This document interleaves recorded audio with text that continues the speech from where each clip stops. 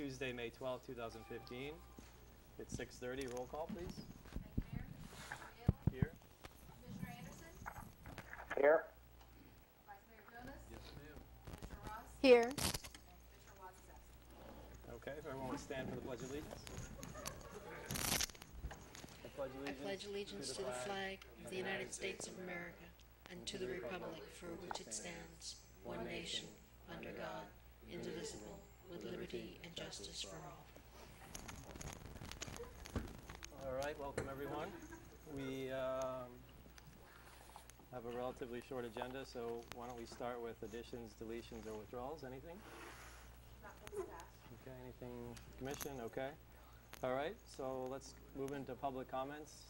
If you want to make public comment, please state your name and address for the record.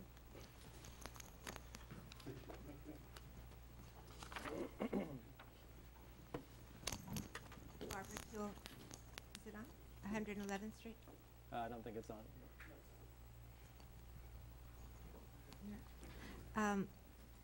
I just had a few comments about the selection of the construction company.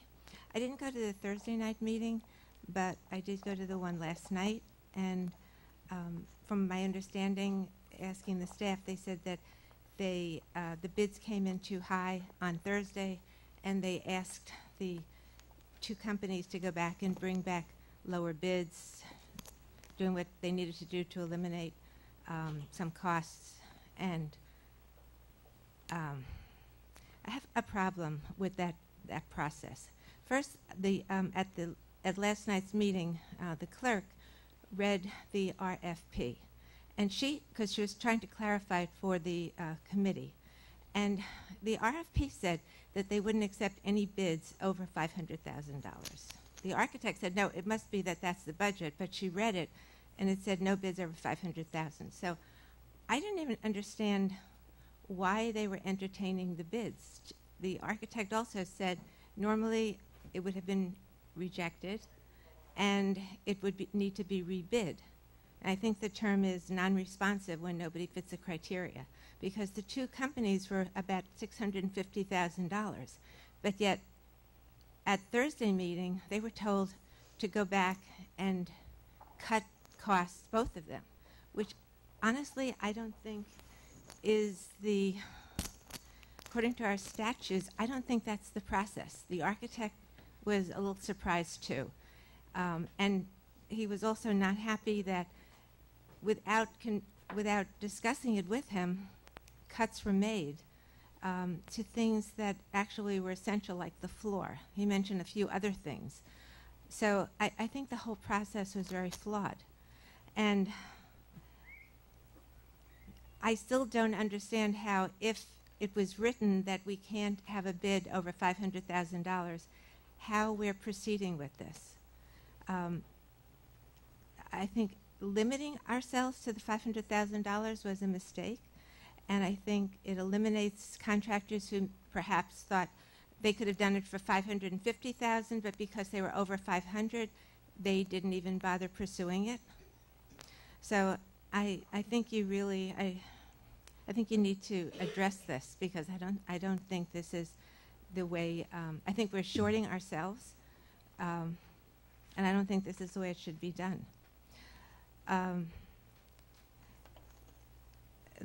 Another thing with this is somebody from staff had mentioned that, well, Mr. Heisenbottle kind of designed this as a Mercedes-Benz, the building, and it's going to be way too expensive.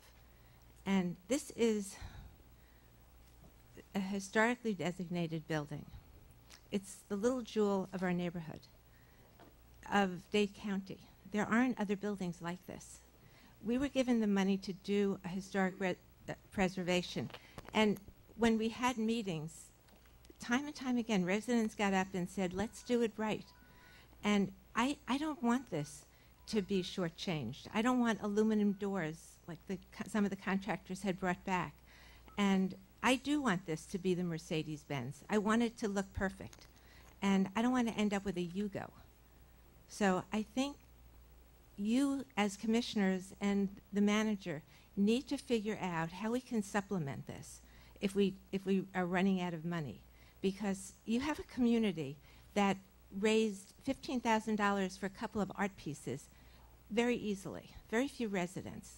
And I think if you actually went to the residents and asked them to donate, you know, other communities do the bricks, the blocks, the whatever type of commemorative thing, sending out letters. This is what we need. Do fundraisers. But I think we could raise this money and do it the right way. So I don't want to end up with some crummy job because everybody thought we didn't have enough money.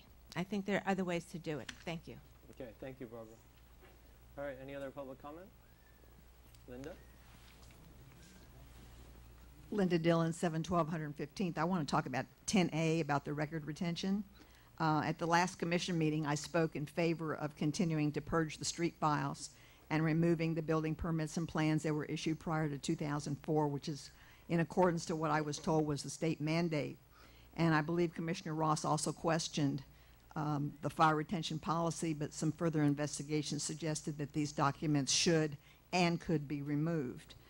Gary Kuehl expressed some concern about the removal of information dealing with code violations, and I assured everybody that with what I was purging, that it was only building permits and plans that were more than 10 years old, and that these were slated for destruction.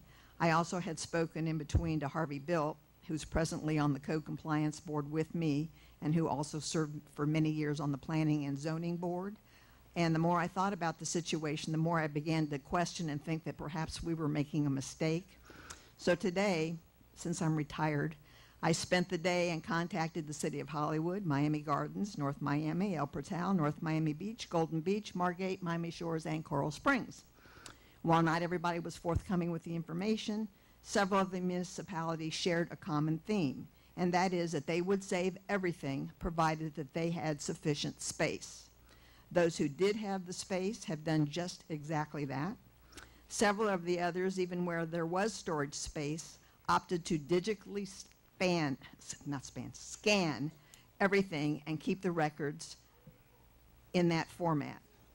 Maybelline Choi, the city clerk for Coral Springs, even gave me information on a company that they use for this monumental task. She even told me how they went about it. They use one of the prison systems that's up near Tallahassee to do this scanning.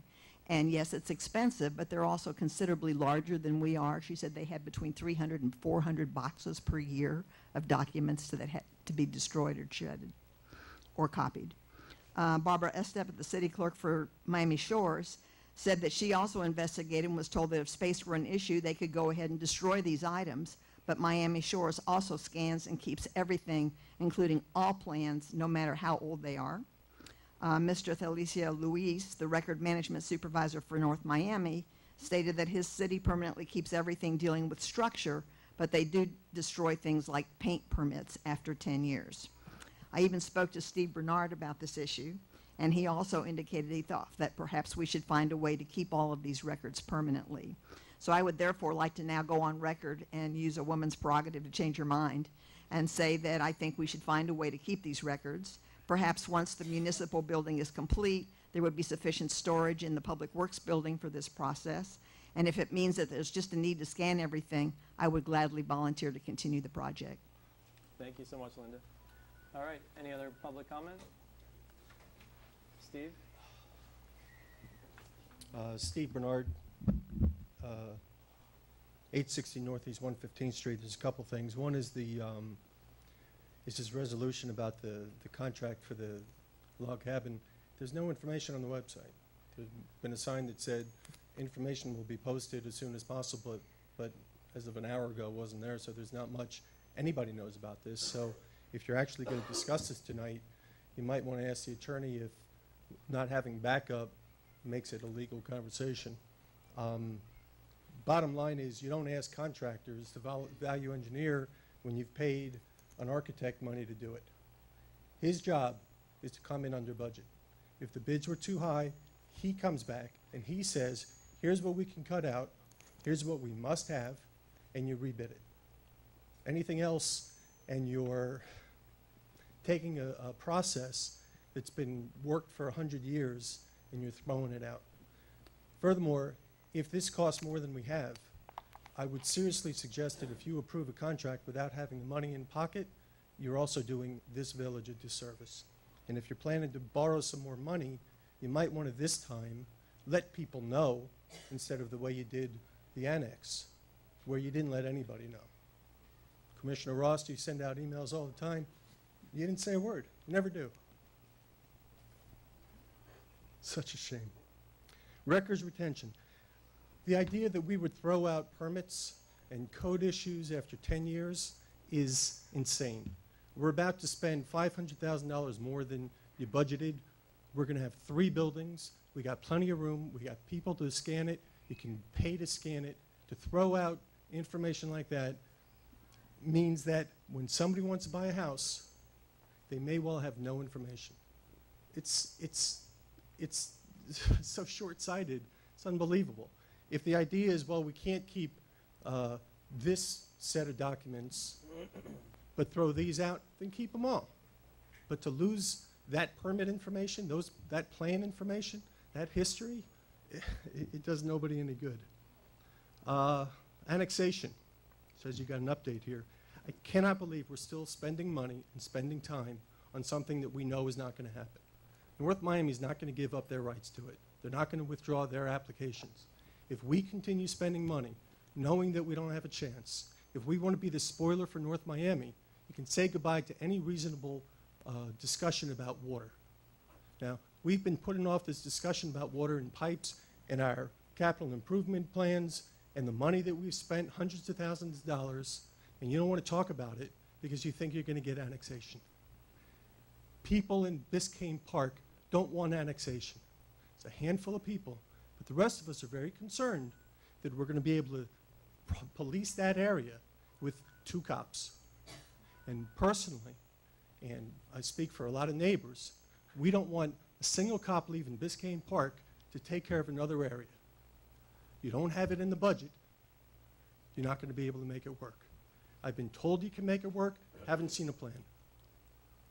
Wrong way to go. Sanitation. Understand that it was passed last time with virtually no discussion. It's amazing. You had hundreds of people saying, we don't want to outsource, and you guys went ahead, approved this sanitation assessment without a discussion about how it's working, how many complaints, how many lovely things people say about it, how many times they're picking up garbage at 8:30, how you can control that better, and you just approved it. More importantly, there's a breakdown of $100,000. $100,000 that was part of that assessment that doesn't go to the contract. Now, when we were doing the work ourselves... Let's wrap it up, Steve. I'll wrap it up. When we're doing the work ourselves, you could pretend that the manager put in 20% of her time, even though everybody knows the manager never took 1 day a week on sanitation issues. And now we're saying we're spending 10%. And the finance director is spending 10%. And the administrative clerk is spending 20%. If they're doing that, we're wasting our money. Now that everything is paid, everything is done outsourced, if we're spending money, $100,000 to facilitate this contract, then we're wasting money. Okay. And the idea that we can't pretend we're doing this anymore, you might want to ask the attorney, because if you approve this, which you did, without even any discussion, as a matter of fact, this document wasn't part of the backup. I don't know if you got it, but the public didn't. That's not transparent. Okay. All right. Thank you, Steve. It's a shame. All right. Any other public comment? Seeing none? No? Noah? All right. We'll close the public comment period, and we'll move on to item 7A, financials.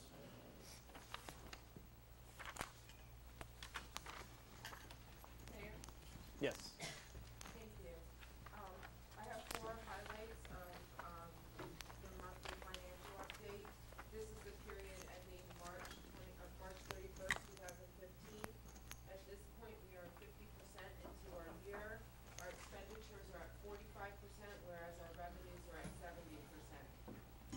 Over the last month, I've met with all department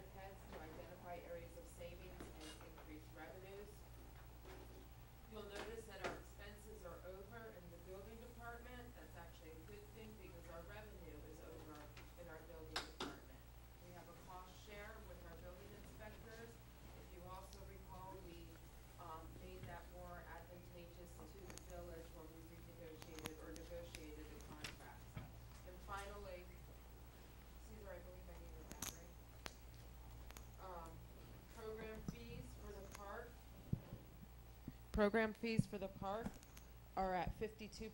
Generally, this includes the Golden Gates contract as well as the yoga, the dancing, the taekwondo, and those type of programs.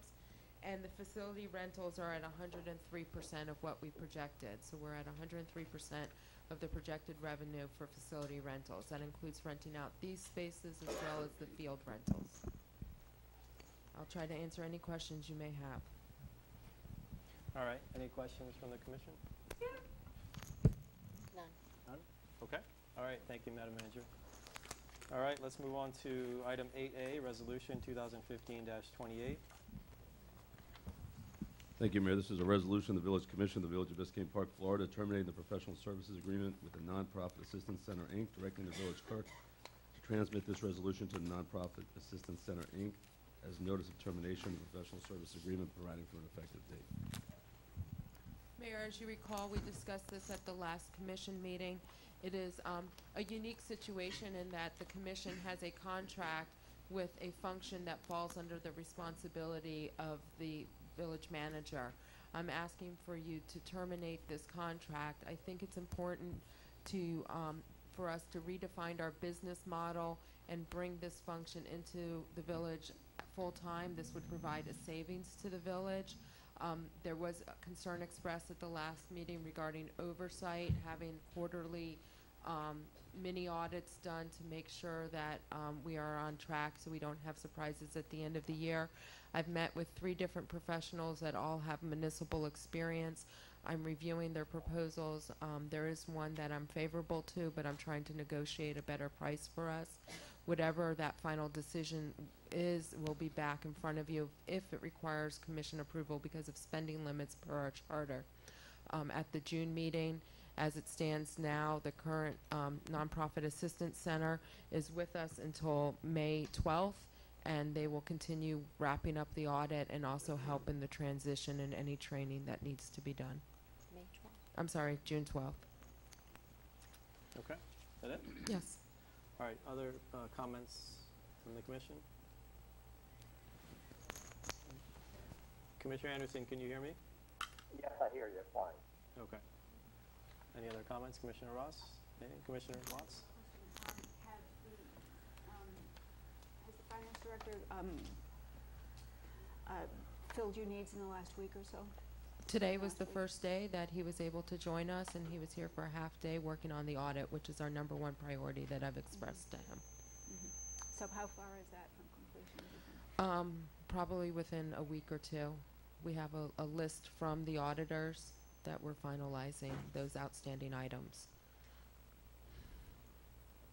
But I asked him for a plan for over the next month, and it's not just the audit. He's Yeah. offered to do some training on our software and other transition services for us. Okay. And during this next month, will any work be done on the budget for next year, or does that waiting, does work on that start in July? Starting, we actually have the budget scheduled to hand out. Oh, yeah, It's I on the see. dais, and we'll go over that at the end of the meeting during manager's report. During the month of June, for the most part, all the work is being done by the staff, the department heads putting together their budget, their department budgets, and we don't even get our assessed value, our proposed assessed value from the property appraiser until June 1st, and we get a tighter number from them on July 1st. So this will not delay any of our budget preparations. So then you're saying also implicitly that the workload then for the finance director would be lighter this next coming month after May, in June? Well, there's still the day-to-day operations of journal. We're a month behind on journal entries, as well as due from, and just in general, the checking of the general ledger. So there's a lot of catch-up that needs to be done, and we discussed that today. It's on his plate with the audit being the #1. Commissioner Watts, anything else? Just one question. Do you have a target start date for the in-house position? Hopefully within the next week, so we can take advantage of that offer of transitioning and computer training. So you're referring to the in-house, the full-time, The full-time, our plan is, as I believe I stated at the last meeting, is to take the finance clerk position and the former finance director position that was provided by this company. The finance clerk was in-house, and kind of meet somewhere in the middle there. So we have the day-to-day operations all time with that knowledge and expertise inside at all times.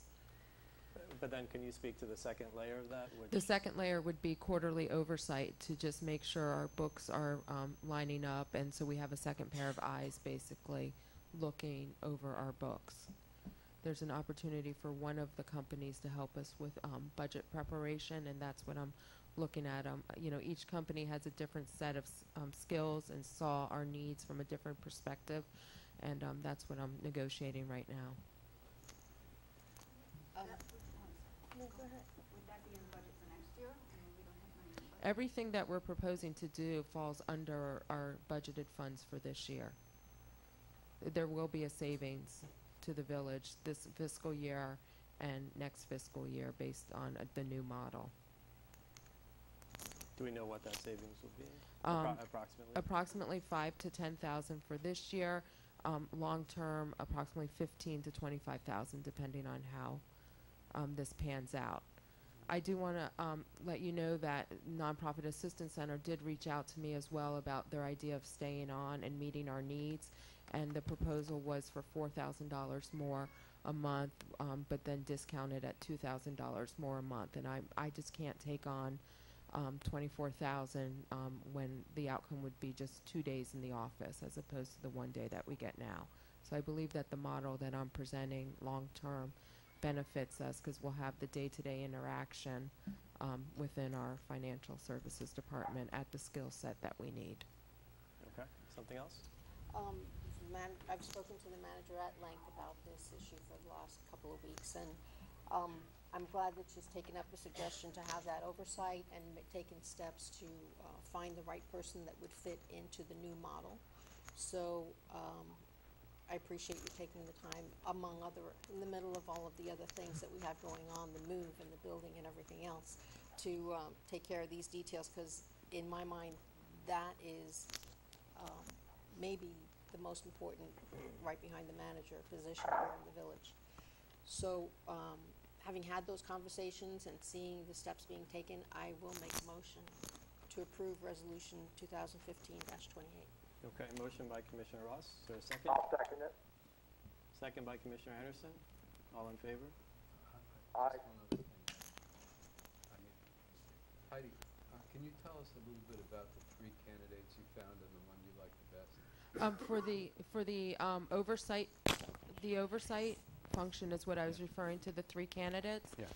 One is our auditor, that they could provide the quarterly oversight as well, because they wouldn't be doing the work themselves and just be reviewing our books. There's no conflict there with them being our annual auditor. Another is a former CFO for the city of Miami who is currently fulfilling the finance director position for El Portal.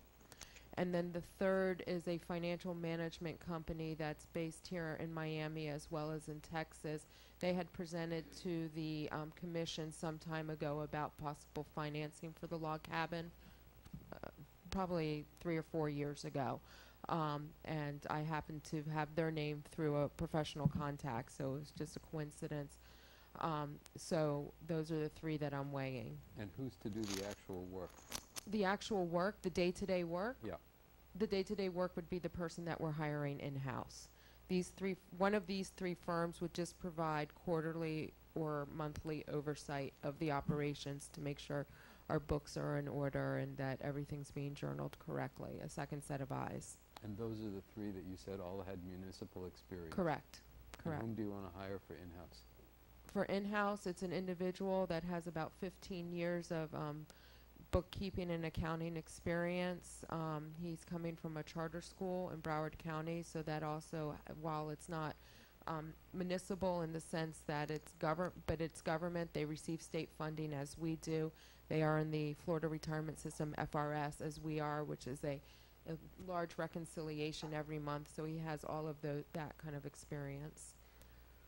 We interviewed 3 or 4 individuals. We received about 60 resumes, and his rose to the top, ironically, both for the principal at Nonprofit Assistance Center as well as for us initially. And what's the cost for the in-house person plus the oversight company? With benefits, it's 61,000 for the in-house. The oversight, I'm still negotiating that price. I don't know that final answer yet. It could be anywhere from 10 to 20, maybe somewhere within that range.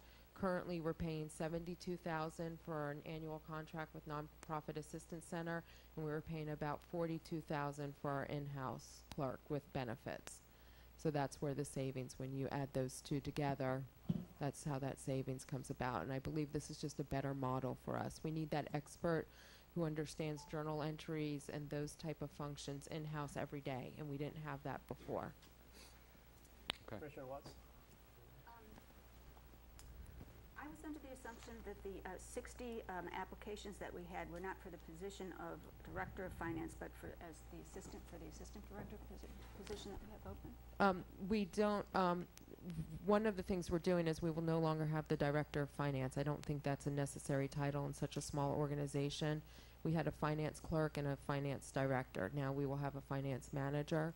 And everyone who applied, and I think that just speaks to the market, had that gamut of experience out there. They weren't applying based on the job title, I don't believe, but the opportunity to be in a finance department. But was not the announcement, did that not include the salary and the job description? Yes. So the salary was going to be equivalent to that of the assistant to the director, the finance director that left us just recently, correct? Correct. So this person that you want to hire as the chief person applied for a job that was at a that was described, whose the description of which was for a much lower level and at a lower pay, much lower pay. But I identified immediately when I met with him that he's working at the level we need now, and he has that capability. Okay, I'm just curious because when we talked about this, it bothered me that we don't know completely what's out there because the job was advertised not at the position that it will be eventually. And so maybe we could have found, half a dozen others who are equally or more qualified for the job than this person that rose to the top in the initial search. That's my one. I understand your concern. Every hire I've made, especially at the management level here, there's been a concern expressed about it based on the person's resume or the previous person that held the position, and I'm confident in every decision that I've made with hiring so far. And I think the village has benefited from all of those decisions. Okay. Anything else? There's a motion on the table. It's a second? Okay. All in favor? Aye. Aye. Commissioner Watts? I'm just Okay, uncomfortable motion with it. carries 4-1. All right, resolution 2015-00, item 8B. Right, right. This is not going forward right now, Mayor. I think as the manager stated, this is going to be moved to the May 19th. I'll read the resolution.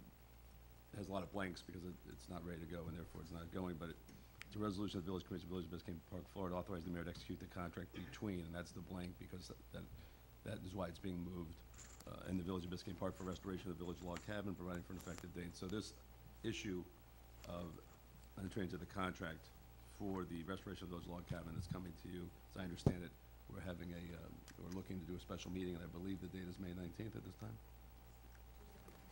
Yeah, that's been confirmed. So I'd like to give an update of where we are in the process. Okay, please. We received 3 bids initially for this project at the end of 2 weeks ago, and the bids were received May 1st? The bids were received May 1st. Yes, May 1st was on a Friday. I'm sorry.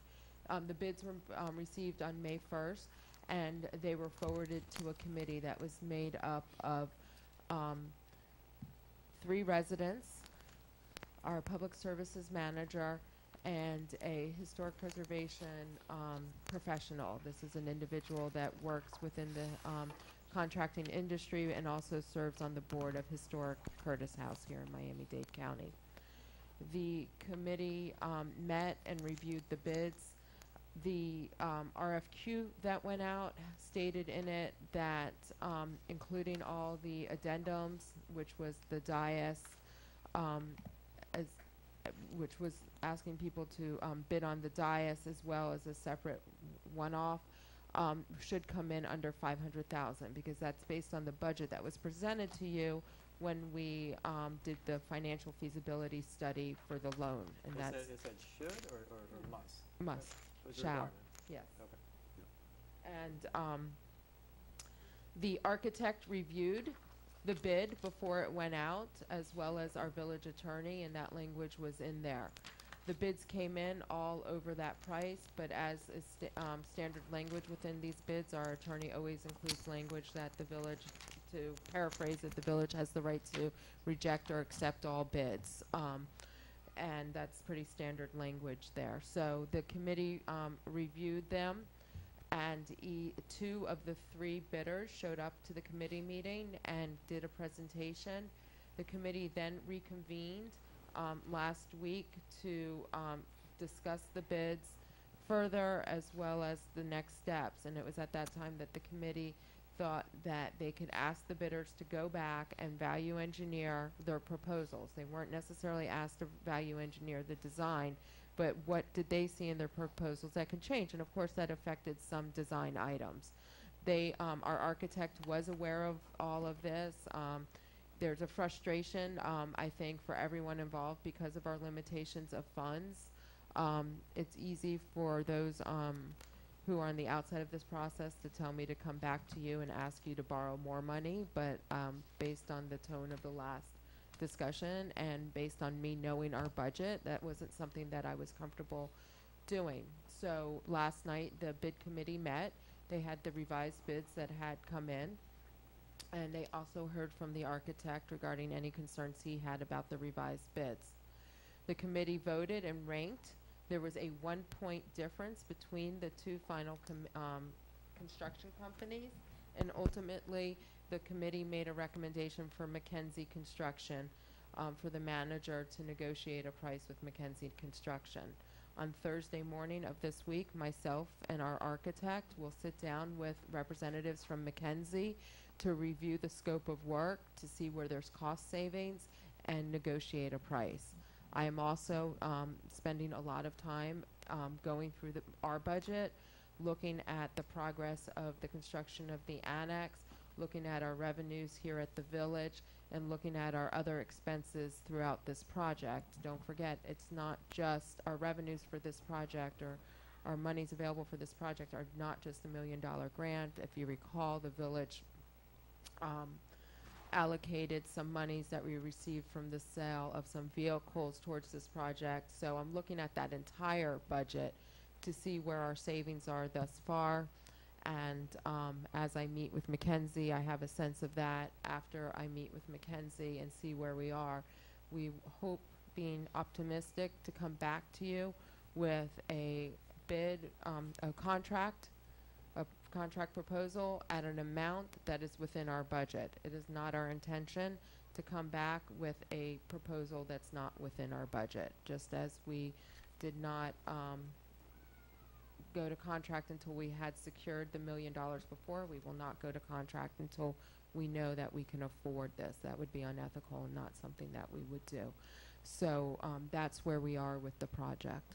And we've been in constant contact with our village attorney with every step of the way and with every decision made by the committee.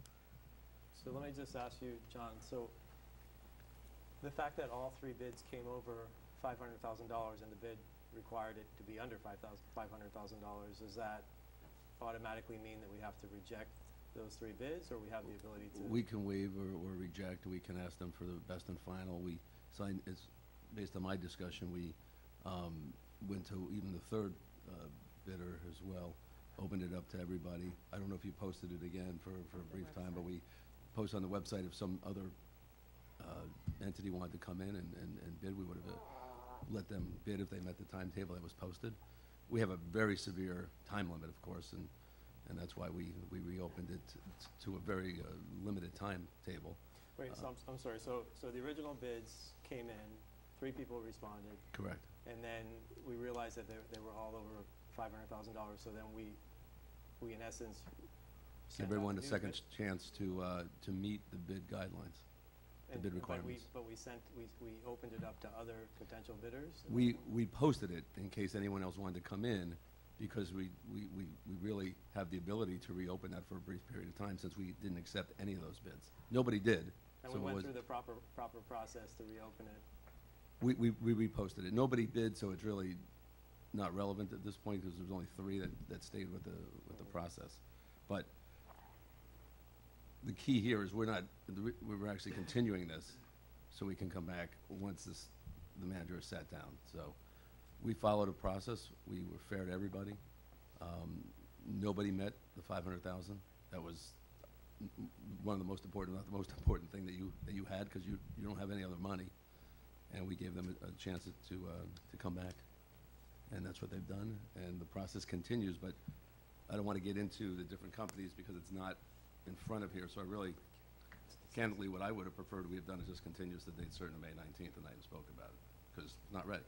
It's not something to discuss Right, tonight. but there's just, I think we can have a discussion about some of these I issues. wouldn't talk about the individual bids or the The bids? bidders. Okay. No. They're not here.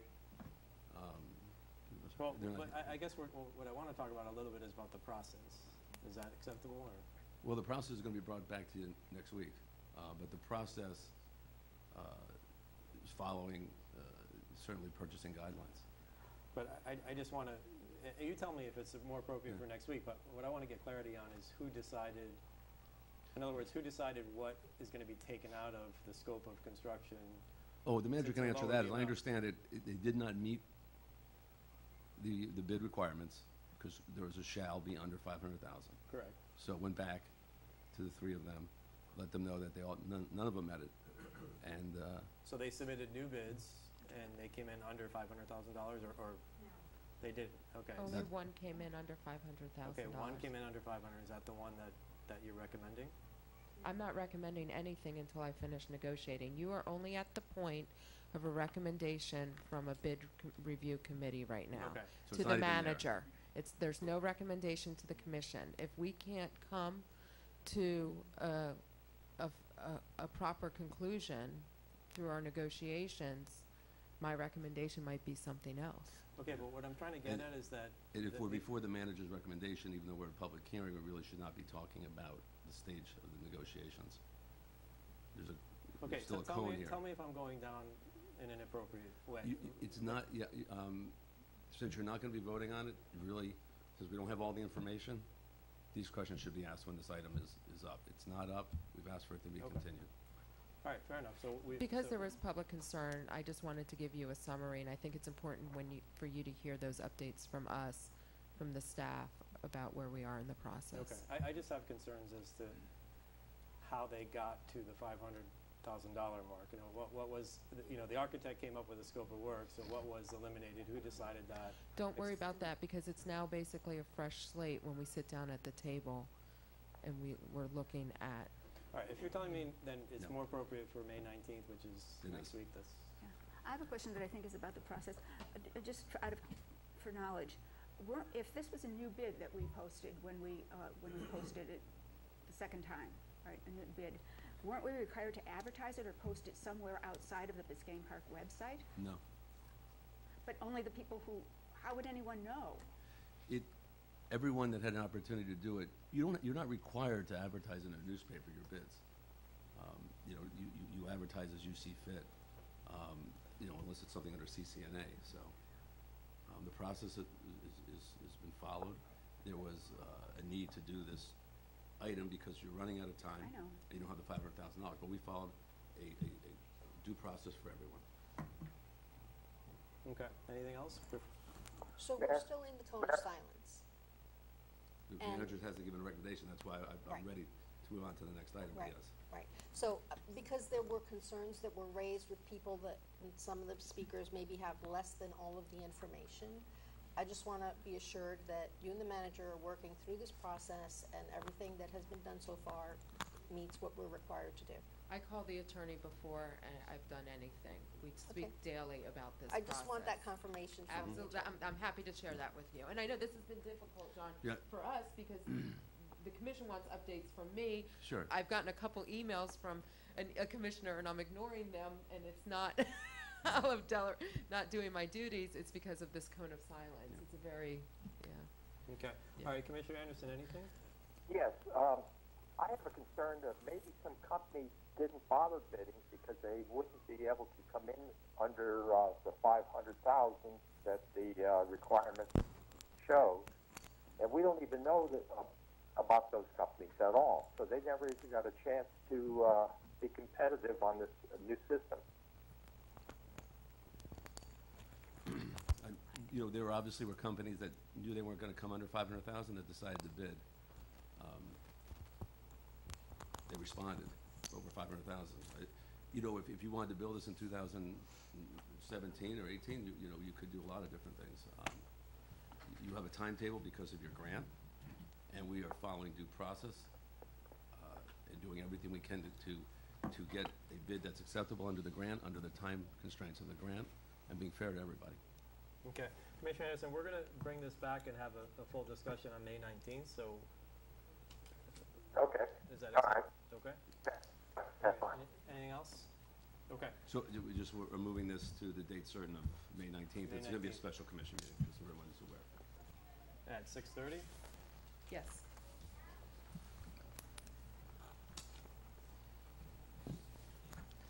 Okay, all right, let's move on to item 9A, proposed, Chapter 5 proposed code changes.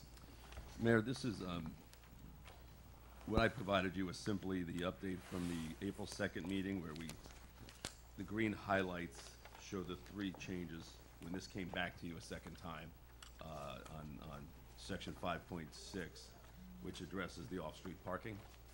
You know, we can obviously talk about those 3 changes if you want, but I know a big part of the next step that we were going to talk about was the trees in the swale. And I don't know if you want to address that tonight, but we're looking for input. Okay.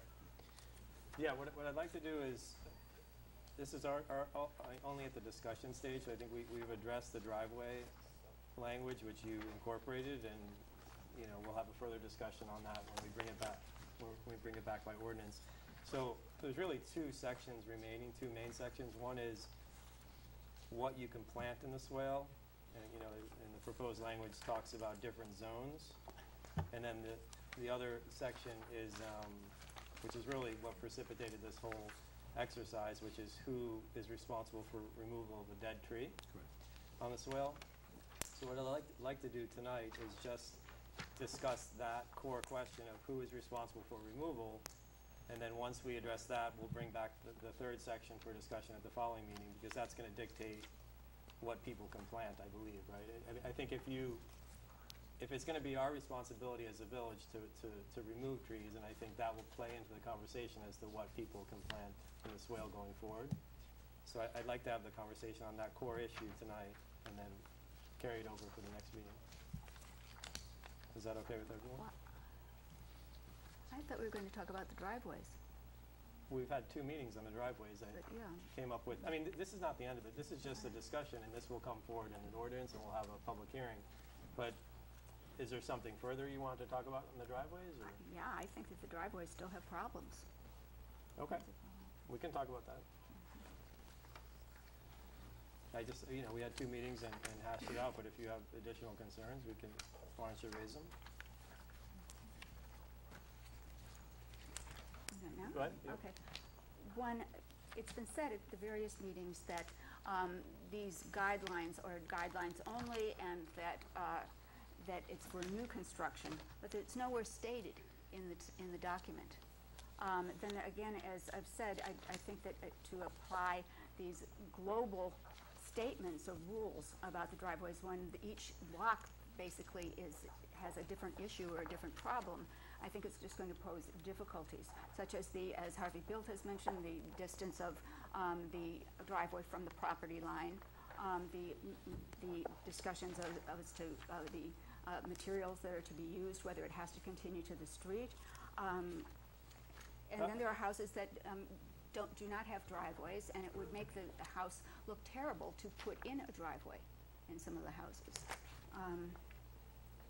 Then also, then the parking spaces. Tell me what you, Okay, give then- me some specific Okay. issues thought I that was. you have with the proposed language. I don't follow your initial thought. Okay, What- okay, just one, okay, 568. All right, at the very beginning, in 561, all vehicles must be parked on an improved driveway surface subject to the design standards set forth in 568. When I turn to 568, it just says all the materials shall be of a similar material and design element, but I didn't see anything as to the actual materials of the driveway. Okay, well, In the 568. material in the driveway is defined. What section is it, Madam Manager? In E. 568. 568E. And Okay, so It's just- that's the approved driveway surfaces. okay, where are the specifics as to the approved driveway surfaces in that section? Concrete, pavers, brick, Where? gravel, asphalt, cut stone, or turf block. I don't have that in mind. It's in subsection E, in 5.6.8E. The last page. Oh, all right, okay, okay. So any cut stone? Because there was a debate over that. I mean, this is the way it's currently drafted. Again, Okay. we'll bring it forward in an ordinance, Okay. and Okay, then if on. you- if you want to suggest additional language, you Okay, can. 5612, if the existing driveway has been permitted by the village during the last 5 years prior to the enactment of this ordinance, the nonconforming surface may remain for a period of 10 years or less unless a substantial repair or addition to the driveway occurs. So those people who got permits and who did their driveways more than 5 years ago have no recourse but to change their driveways because we've changed our mind. They aren't grandfathered in. Can I suggest some language? Okay. Rather than approach it from a negative fashion, maybe we can construct some language while we're sitting here. With that first portion that you were concerned about, when you went to 5.6.8 sub A, and it says all driveways shall be of a similar material and design element, just doing some research on driveways and materials that are available now, they do use combinations of elements like gravel and stone, and so I would suggest, and if I can get people to agree with me, I would suggest that we say all driveways shall be of an approved material, but not necessarily the same or similar material, because you might want to bring those other elements into the design of your driveway. So, of approved materials then? Approved, and then we'll have that other section that has the approved materials. Right. So instead of a similar, I would say an approved, I make a motion that we change the language to say all driveways shall be of an approved material and design element, comma, except as otherwise provided below, and then we're going to get to that point. But as I understand it, you want to allow more than one approved material, correct? Correct. So I would just say of approved materials, and that way you can. Materials. Okay, yeah. Okay. And I'm sorry, Commissioner, what was the, after the comma? Except as otherwise provided below. Got it.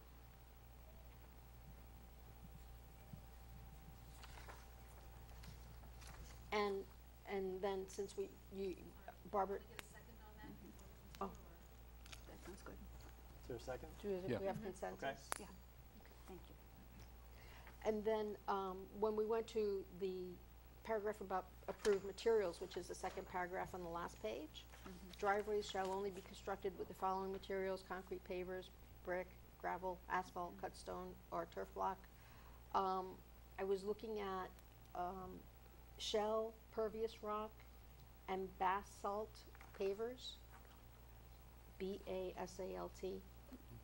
I'm not sure what they are, but it's what people are using out there. I think I was on Bob Vila's site, so. So, I don't know, sometimes we limit ourselves, because we say our code, if it's not in our code, you can't have it, so is there any objection to throwing those other materials in there as options, of approved materials? Well, wouldn't some of that, because when it says pavers or paver, that's generic. That's almost any type of material that's individual pieces.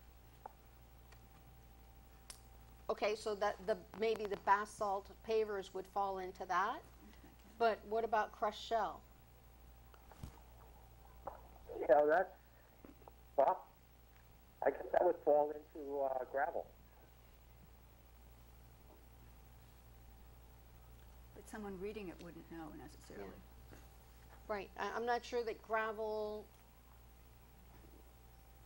Yeah, includes yeah, crushed shell. I don't have a problem including that question. You know, Shall- Rox, we and the neighborhood have, I think, approached this from a direction of trying to rely on the guidance of the Code Review Committee, who are not here. And I wonder whether they left those things off by oversight, or if they had a specific reason for leaving them out, and I'd kind of like to know.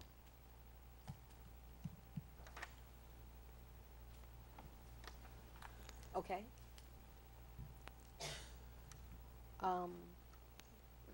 I thought that we had moved, you know, from the committee, took all of their recommendations, and then we were gonna work with what the attorney, you know, the attorney crossing the Ts and dotting the Is, and what we felt comfortable with. Well, we did, I- and that's If we and go that's our back job. to the committee, it's like taking steps back. I just think, you know, if they had some compelling reason to have left those things off, I'd like to know that. They might have thought of things that I wouldn't think of. Okay. What I'd like to do is just get the core concepts down, and then, like I said, you know, let's get this whole package in decent shape, all three sections, and then we'll move it forward to that next stage, which is we'll have a draft ordinance, and we'll have more discussion, we'll have public hearings on it. Okay. I just think to get caught up in the nuances now is, I'd rather, So one of the other items that Barbara referred to was 5.6.1 sub 2, having to do with driveways that were put into in the last 5 years. And as I was reading it, and I don't know, the committee may have had very good reason to phrase it that way, but I thought, why are you going to limit it to 5 years? What if you had your driveway put in 6 years ago, and it's still going to work for the next 10 years? So rather than put in those annual limitations, I thought, how about if we say existing driveways permitted by the village may remain unless and until a substantial repair or addition to the driveway occurs. I concur with that. And so we don't have the enforcement issue of trying to trace back when it was put in. As long as it was permitted, it can stay until it needs, I think it's a 50% rule, or it's gonna be changed. so what, So- is so I'm there clear. any, I mean, substantial repair and or addition? How It's equivalent to what we have with the front yard fences. how are we gonna interpret that?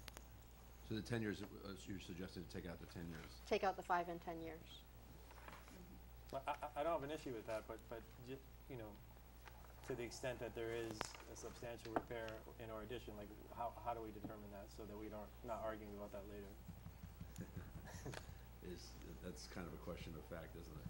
I mean, if it's clearly, usually 50% is a substantial repair. Well, I think we need to put that in the code then. If we don't have a non-conforming section in the code, which I'm told we don't. Not a general one, no. All right, I think we need to work that concept in Okay, for you're suggesting, non-conformities. you know, it can be as little as 20%, as high as 50, anything after that. No, I think the standard is 50%. Okay.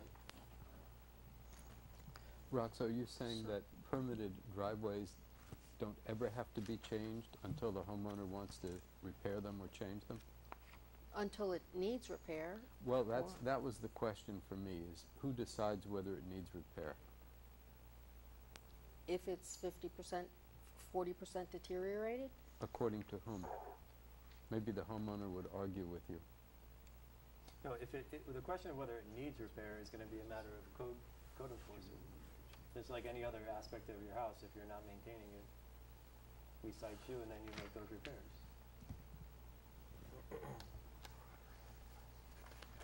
I just think that the thrust here with all of this is to improve the village. And whatever we would think to do to improve the village, whether it has to do with driveways or anything else, will meet with somebody's disapproval, and it'll have a consequence that somebody doesn't want to suffer. But if our goal is to improve the village, then we're going to step on toes from time to time, and we have to be willing to do that. So right now, we just need to make sure that we're crafting the language so that it is less subject to interpretation. Okay.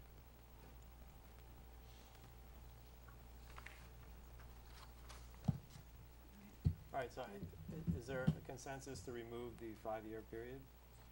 Yes. Yes. Yes. Okay. And All the right. 10, that's key. I'm sorry? Yes, And and the the 10. 10. And then you'll further clarify what substantial repair in addition. Yeah, but there's always going to be close calls when you do it this way, as opposed to 10 years. You know, just from a practical point of view, or 15 years. Okay. Okay, then the minimum number of parking spaces required, section 563. I would suggest that, trying to be positive, that we state that this is for future construction. Because if we go to the 1, 2, and 3 bedroom units or the detached 2-family, I assume that means a Okay, duplex. wait, just before you go on, there's a section in here that states that, correct? But then later it's contradicted. Wait, Madam Manager, Can you find that? What are you referring to? I'm okay, sorry. 5.6.6. Right. Existing non-conforming minimum off-street parking requirements. The number of off-street parking spaces existing on properties at the time of adoption, although such number does not conform to the minimum off-street parking requirements, may be lawfully continued. However, all vehicles must be parked on an approved driveway surface. So the only thing that you have to change is the approved driveway surface. The number of vehicles your grandfather, the number of parking spaces, sorry. Where are you looking? 5.6.6. 0.6, all right. Okay.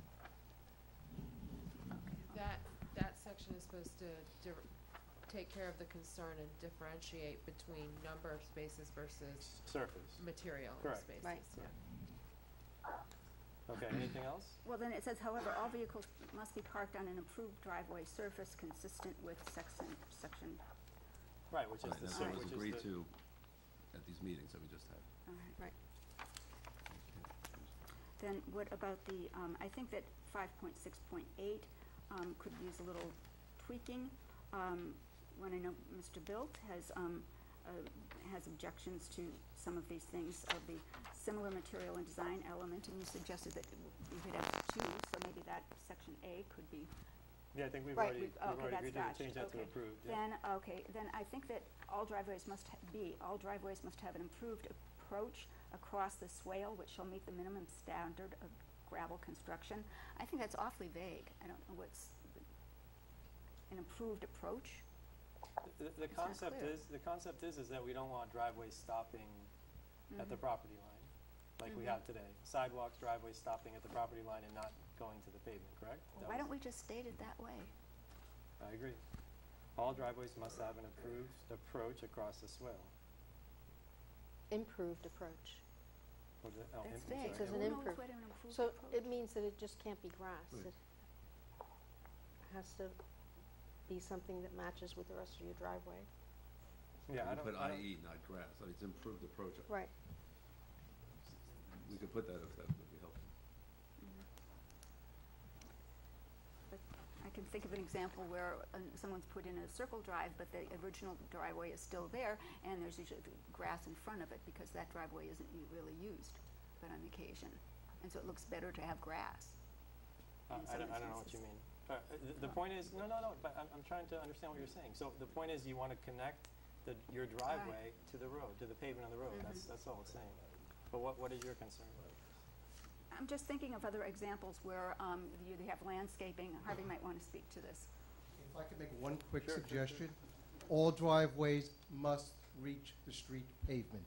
That's it, simple. Perfect. There you go. Thank you, Harvey. All right. What is that? Actually. Well, no, I'm thinking of my house as an example. It has to be an improved approach. No, right. It has to be an improved driveway surface. Right. It's the same driveway. Okay. All right. Okay, we'll come back to that later then. But what about the 30 inches then from a property line? I think Harvey's neighbor has a driveway that is. That's why there's new language in D. There's new language in D specifically addressing that in Okay. green. If a determination made by the village manager adhering to the setback to make the driveway non-functional as determined by an engineer, the village manager may waive this But requirement. yeah, and so someone is going to have to get an engineer's report to convince the village Absolutely. manager?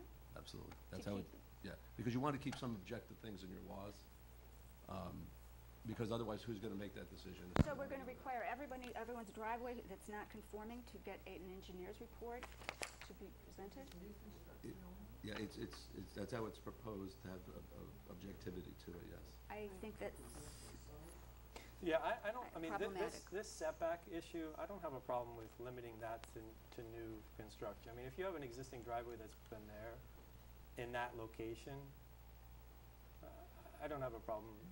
No, but it was also for driveways that in the future would be non-functional because the driveway isn't there. So it was actually to be broader and more generous. Say it again? Well, there's some places that don't even have driveways right now. Right. And I understand, So if at you put one one point, in, the yeah. ordinance was to encourage driveways. So if someone could build an improved driveway, but it wouldn't meet the setbacks, this is a way that it could still be built. So that was a proposal, and from Well, the two we- meetings that we've had, these were the language that came out of it. Right, but we can accomplish both concerns. We can say that this only applies to new driveways, and to the extent that a new driveway, there's hardship, or, to the extent that a new driveway can't be installed consistent with this setback, then you can get that determination from the village manager. Right? Yeah, you can, absolutely. So any driveway now, no matter how it is constructed, it would be approved, even if it went slightly into the neighbor's yard, we would not have an issue with that. Well, no, but then it's an encroachment. I mean, that's a different Well, it's issue. an encroachment between the neighbors, but not for us, because when you do these laws, you have to, at some point, Draw a line. draw a line. Draw a line.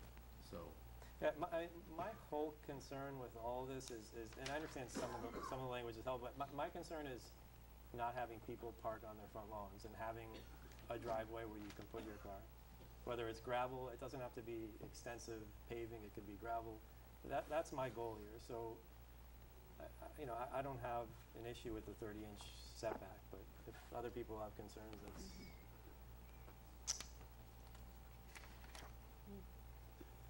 because remember, you also have pervious and impervious surfaces then that would drain directly into the neighbor. I don't know if as a village you want to be approving that. Right, there are things that flow from that. but Maybe the Just ability grandfather it in. the ability to waive it maybe should just be, maybe we should just lessen what that person needs to do. I mean, maybe they don't need an engineer to make that determination. I don't want to put that on the Okay, manager's determined by shoulders. the building official, or? Yeah. I mean, Maybe- it's something that takes the burden off the property owner and sort of, and if it doesn't, it's not gonna cost us money. Right. All right, we'll work on, we'll try to get someone, like our building official, that may be. All right, yeah, take a look at that language. And then in that section also, that's 568, the borders on section F. Gravel driveways shall be built with a permanent perimeter border consisting of suitable material as approved by village staff. I don't know that we really need that phrase, but and shall be a minimum of 4 inches deep, and the width of the border being 16 inches. I thought that was going to be changed. 16 inches immediately adjacent to the road perimeter, and 4 inches along the entire length of both edges of the driveway. Well, I've seen driveways that have just been put in, and actually was suggested that I look at them, that have the borders that are much less than 4 inches, and they're fine. And 16 inches, adjacent to the road perimeter, seems to be excessive or a typo. So this came from the code review board? This came from the commission at the April And- 2nd meeting. No, Yeah, the language, but then we The made language, some and then the change. change from 8 inches to 4 inches, and the other Yeah, changes we were asked that that be from this done. commission. And still, also, if I recall correctly, the 4 inches deep, it was, I think Commissioner Ross did some research and found out that one of the averages, it can go from 3 3 to 6 inches or whatever, and we just said, okay, let's make it 4, a little bit more than 4. I don't know if necessarily that's necessary, but I think that the size of the borders is totally excessive. What's excessive? The 4-inch border? 4-inch borders and 16 inches along the length of both edges of the driveway.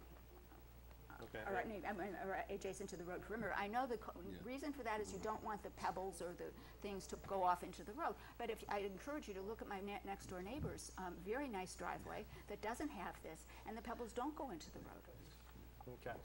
And who have, thin borders, because actually they've got landscaping all around it, so there's no need for this kind of a framing device. It would just incur unneeded expense. Okay, so you understand what we're I know what you're trying to okay, do, so but I what would think you've got so many rules. If 4 inches is too wide for you, 3 inches, 2 inches? I think that what we said was sufficient to contain the gravel. That's what we're trying to accomplish. Yeah, could we just say it that way instead of having all of these rules about inches? Okay. Did we say at the last meeting? Is that the language we proposed? The 4 inches. Yeah, that's what I recall. It was, it had to retain the gravel. But the last time we brought this up.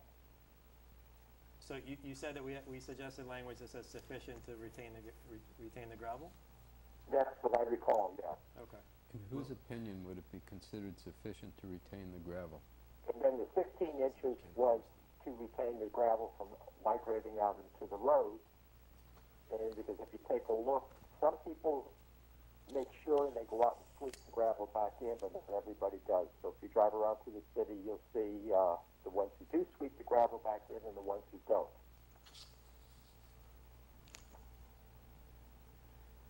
I mean, someone's going to make that determination as to what's sufficient to retain the gravel. I mean, I don't want to be unreasonable, but I think we have to put some standard in there. It's very hard to enforce that. This idea of the inches came Well, I from, definitely want to see us with a 16-inch along the border along the road and maintain the gravel off the road. Okay, hold on one second, Madam Manager.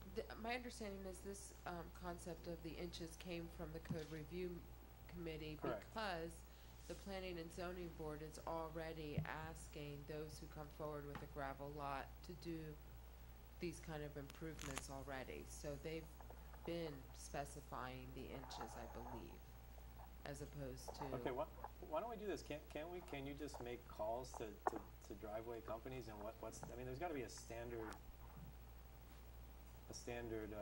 measurement for these borders, I would imagine. Can you come up with language that's acceptable that would contain the gravel? We could. I mean, we could also look at the permits that have been issued per our Planning and Zoning Board and see what they are. And I believe that's where the 8 and 16 came from originally. At the last meeting, you all asked us to lower that dimension. Right, from 8 inches to 4 inches. Correct. So these numbers came from looking at those permits? No, I think these numbers came from the dais. Oh.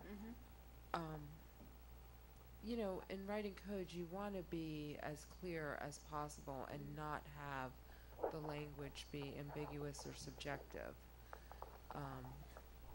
So I think that's, this was crafted by the attorney after your last discussion, so I think that's why it was specific. Okay. I'd say I'm good with the way it is stated right now. We could all do our independent research, and when we come back, Yeah. have Barbara, is that okay? narrow. Because we're going to come back, and All right. in the meantime, we can see what standard practice is. All right. Because then- What else? Okay, H. Okay, I'm just confused at this. Construction of a portion of a driveway in the swale or right-of-way, such as the apron and driveway approach. Okay, which above, we've said they've got it, the person has to do that, make the Correct. driveway continue. Okay. Shall require the property owner to indemnify, hold harmless, and defend the village from any and all actions caused by, resulting from, or in any way associated with the proposed work within the village right-of-way on a form provided by the village. Now, we're requiring people to do this, and then we're saying, if someone gets injured and that's village right-of-way, we want to make sure the village is indemnified. Yeah, Mr. City Attorney, can you walk Right, through that's not unusual at all. It's closer to standard than not. because it's our responsibility from a liability point of view.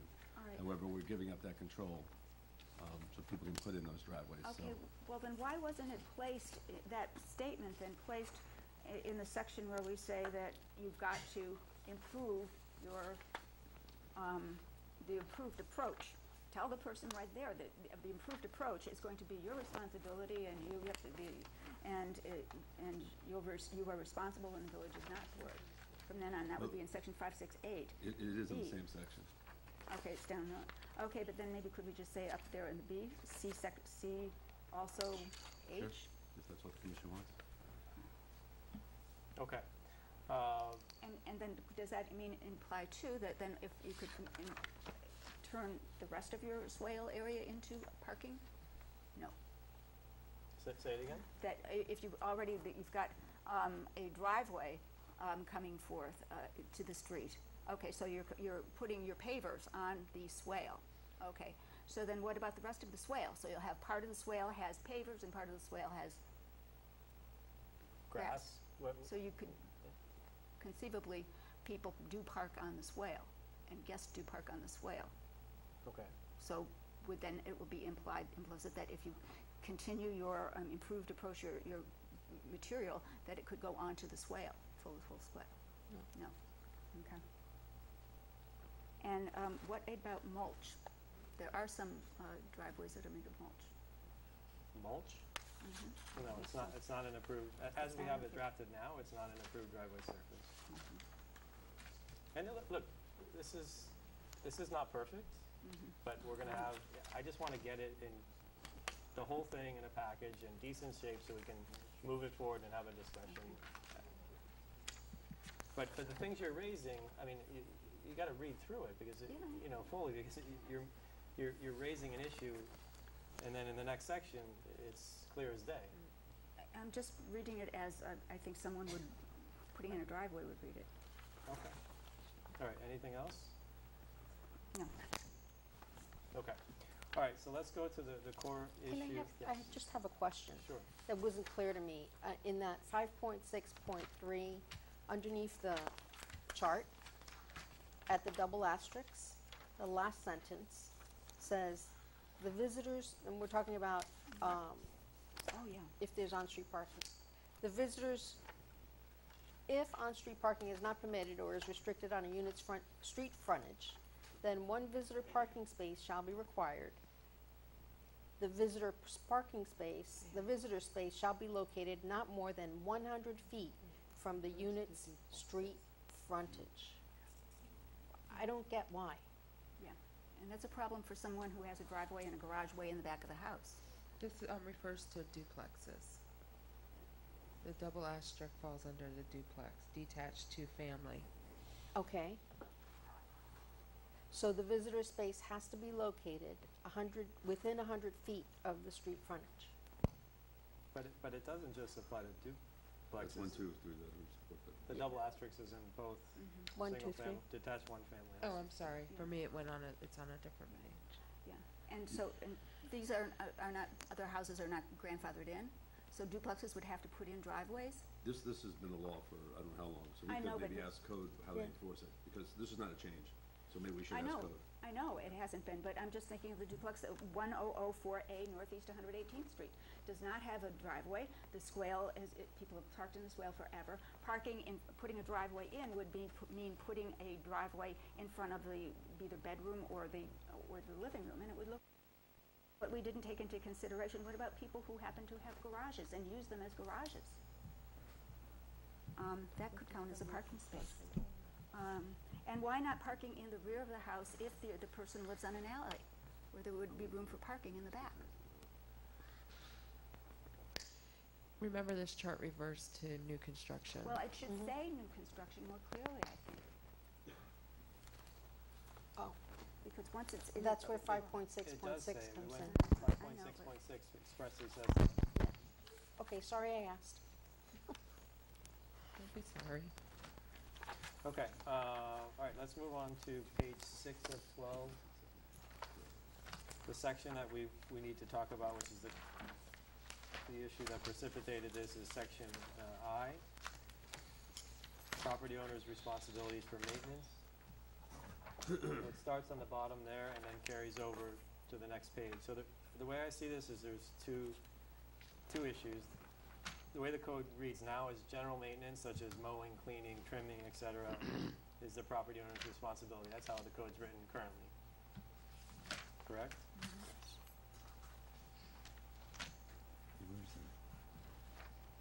And so what wasn't clear in the code was whether, and this came out of the code matter, Right. was whether removal of a dead tree fell within those general maintenance standards. So Correct. we needed to clarify that.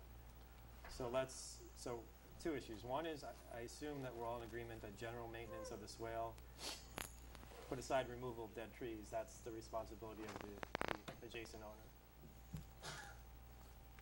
Correct? We're not changing that. Okay. So then the next question becomes the removal of dead trees, and that's subsection 1. So Mayor? staff, can you outline how it's drafted now currently? Sure. This language that you see in front of you and that is also on the screen came from the Code Review Board, from the Joint Code Review and Parks and Parkways Board. The language that staff had originally proposed to the boards was that property owners shall be responsible for the removal of dead and diseased trees, that with the exception of trees that have been certified as dead and diseased by a certified arborist and are of a caliber greater than 96 inches, which shall be the full responsibility of the village, depending on availability of budgeted village funds. That language was not acceptable to the board, therefore they came up with the language that you just referred to, which says that that there's a 60 inches or more diameter breast height, and there will be a 50-50 share, 50% share between the village and the property owner for the cost of removal. And any tree planted after the enactment of this ordinance shall be the full responsibility of the property owner. Okay. So if you clarify for me, 60 inches or more, diameter means cut through, right? Diameter is if there were a line from one side of the tree to the other side of the tree, that distance, Correct. Right, it's not Which is- circumference. 5 feet.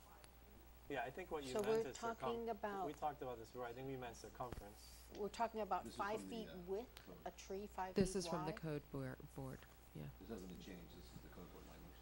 Yeah, I think that maybe that's. No, I think what they meant is circumference. Yeah, they might have, yeah, but we just. Well, they didn't still say with code board. No, there's a They said definition for diameter. DBH. It should be in the front, because this was discussed. I know what I said. It's on page 1 of 12 of the draft language. A diameter of a tree trunk measured at 4 1/2 feet above grade. Right, it tells you the height, but it doesn't, but It's what the they're diameter. referring to is, It's DBH, diameter breast height. It's 5.1.3 C. But we're talking about a 5 foot wide tree. no, That's no, what that- the board said. yeah, they have to mean, it has to mean circumference. I'm sure they did, but. No, Okay, they had extensive discussion, and that's how DBH got in I there. know, but Whether it- that, Right. It's a huge whether tree. the 60 inches or not, I think that's where you should focus. 60 is Yeah, huge. that's what they said. Okay. So do we have consensus that 60 is an outrageously large tree? Yes, it And can. so, okay. We want to maybe tweak that number a little bit? What's a tree with a 60-inch circumference? Circumference. Christian? It's really Yeah. big. No, we did some circumference measuring. Let me look at my note. It's a little more than 15 feet around. In circumference, going around the trunk, we measured it at 11 feet 3 inches. The one in front of Village Hall. The real Village Hall. Around the tree is 11 feet. Correct.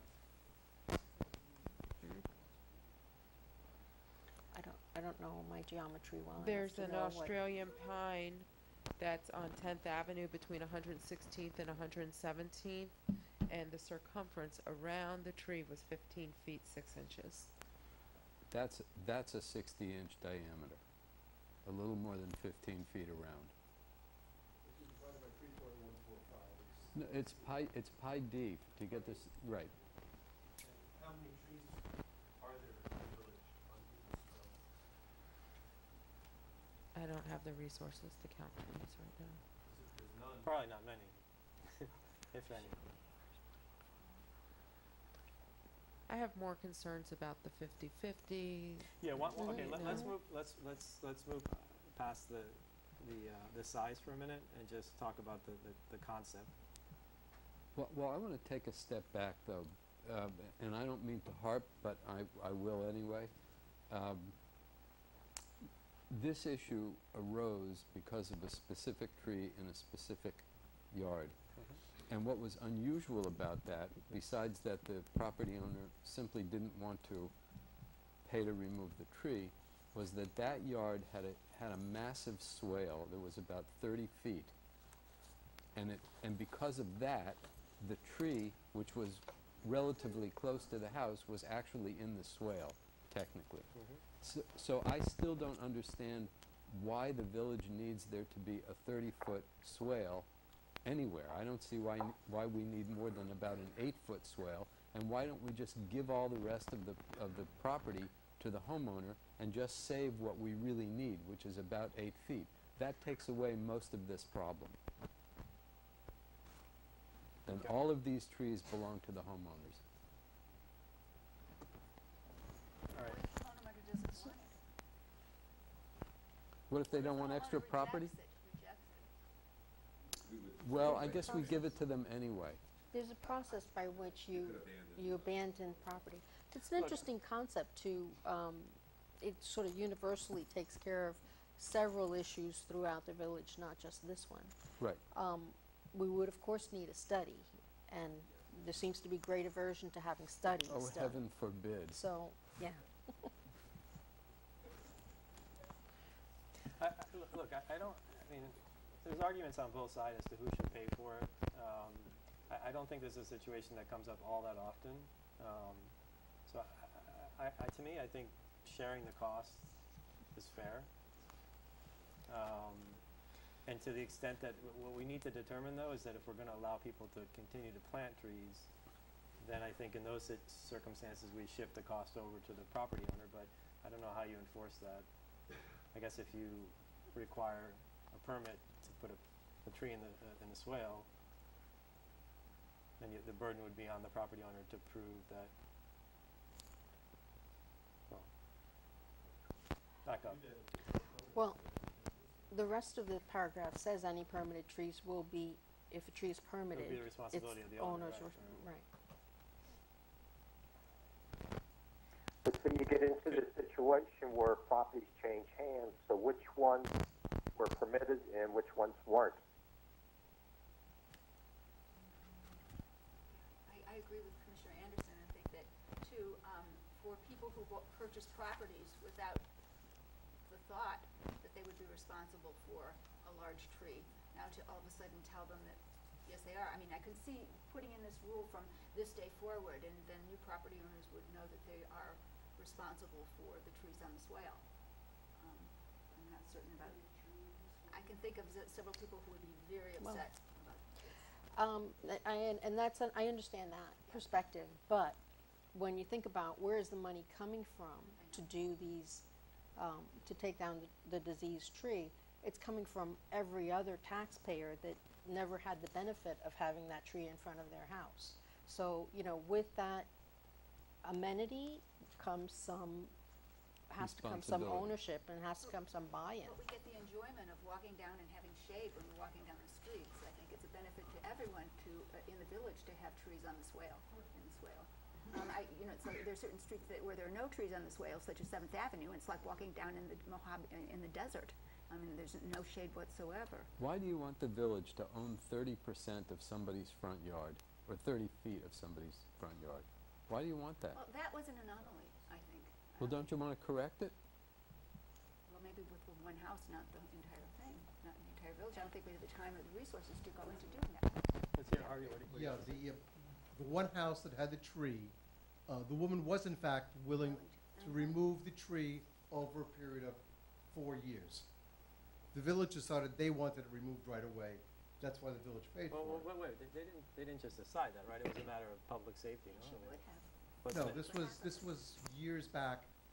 She had an arborist that came in every year. She spent $1,500 on it. Okay. She would make sure that it would be safe. At the end of 4 years, there would be effectively no tree left, or very little tree left. So what are you suggesting? No, that was the reason, that was that. And the only reason the board ruled against the village, saying that the village was responsible for it, was because of the expense of the tree, and it was gonna be like $5,000 or $6,000 to remove it. The way our code is written now is, a tree's in your front yard or in the swale, you are responsible for it. You are responsible for No, no, no, no, maintaining every, yes, you are. Yes, it says wait, that. but that's, huh? Yes, it says that. No. Yes, it No, does no. say that. Responsible for maintaining this. No. Wait. That's what it says. Wait, but that was the whole issue. The code was not clear. It was an interpretation issue. And that's It why may the not board be ruled. clear, but it did say you're responsible for the area of the swale. Yeah, Maintaining the maintaining swale, and it said. cleaning. What Yeah, I, Mayor, the way. Just real quick, because you and I were heavily involved in it, you were the chair. Yes. Right. of the board. I was arguing on behalf of of the village that that's what it said. But the board disagreed, and they have the right to do that, and that's where we came to this issue. And so since that time, I don't know how many years ago, we actually have drafted language, and I appreciate that you're talking about it now. It's a hard thing to talk about, obviously, because it's controversial. But we are in a unique position.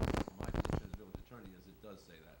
However, the board, and they have the right to make that interpretation, doesn't think it's clear, and it needs to be clear in order for them to be able to enforce it. And that's where we're at from a legal point of view right now. So theoretically, all we would have to do is add to the code and the removal of trees. Correct. Removal of dead trees. Removal of dead trees. Dead trees are trees that are a safety hazard. Correct. And I that would would argue, actually. I would argue you don't need to, except for the fact of the. Yeah, and that would actually take care of it. Now, I guess my point would also be is, you need to have either on the deed or the street file, when somebody buys the house, they know there's a tree in front of their house that they will at one time be required to remove in case it gets diseased. So when you buy a house, you know that the house has a deficit. Yeah, Mayor, if I may, that's not needed from a legal point of view. Not from a legal point of view. As cities throughout Yeah. South Florida have that language without putting deeds in there. I mean, it's helpful, I guess, but you don't need to. So, I'll make a motion or try to get consensus that we clarify the language in our code to say that the adjacent property owner is responsible for not only maintaining the swale, but also, in the event there's a dead or diseased tree, removal of the tree. And I'll Period. draft it out. Yes. Period. But no Years ago. grandfathered in.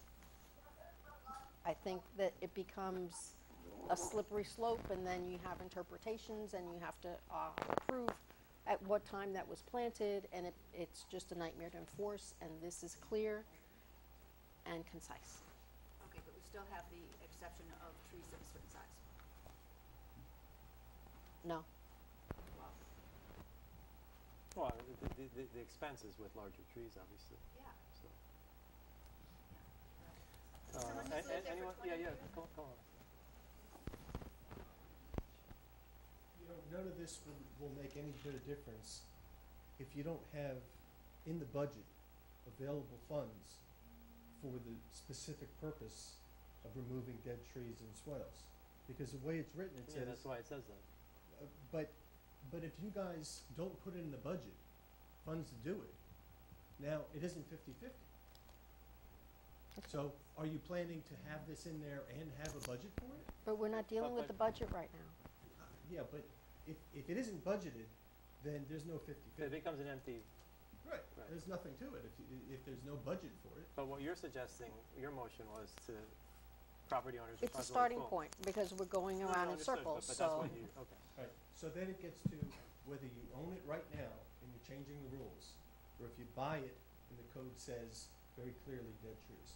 And there's a huge difference. But our attorney says we're not changing the rules. That's the way the rule is written. You weren't We're changing. just clarifying, we're clarifying what it is. The way that it's written very similar to many other cities that do interpret it differently, do interpret it as the adjacent property owner is responsible. Steve, let me ask you, because you're super good at raising issues and poking holes. I want to hear a solution. What do you, do you have a proposal? Or an idea? I'm looking for an idea. The first thing is to acknowledge that we're making a change here because of that specific issue. Okay? It was determined by the code board that because it didn't specifically say dead trees, dead limbs, the woman was not responsible for it. Correct. So now you want to say, and I understand it, now let's make it very clear that if you own a house and it has a tree in a swale and it's bigger than a certain size, and I would suggest you just go to the Dade County specimen tree size, that homeowner is responsible. The problem with that is somebody that's lived in a house for 20 years that's had a tree, and it didn't just benefit that homeowner, it benefited, as Barbara says, everybody walking along. Before you do anything, you put a notice on their door and say you're about to be responsible. Because I have no idea how many we're talking about. I don't know if we're talking about 10 trees or 150 trees.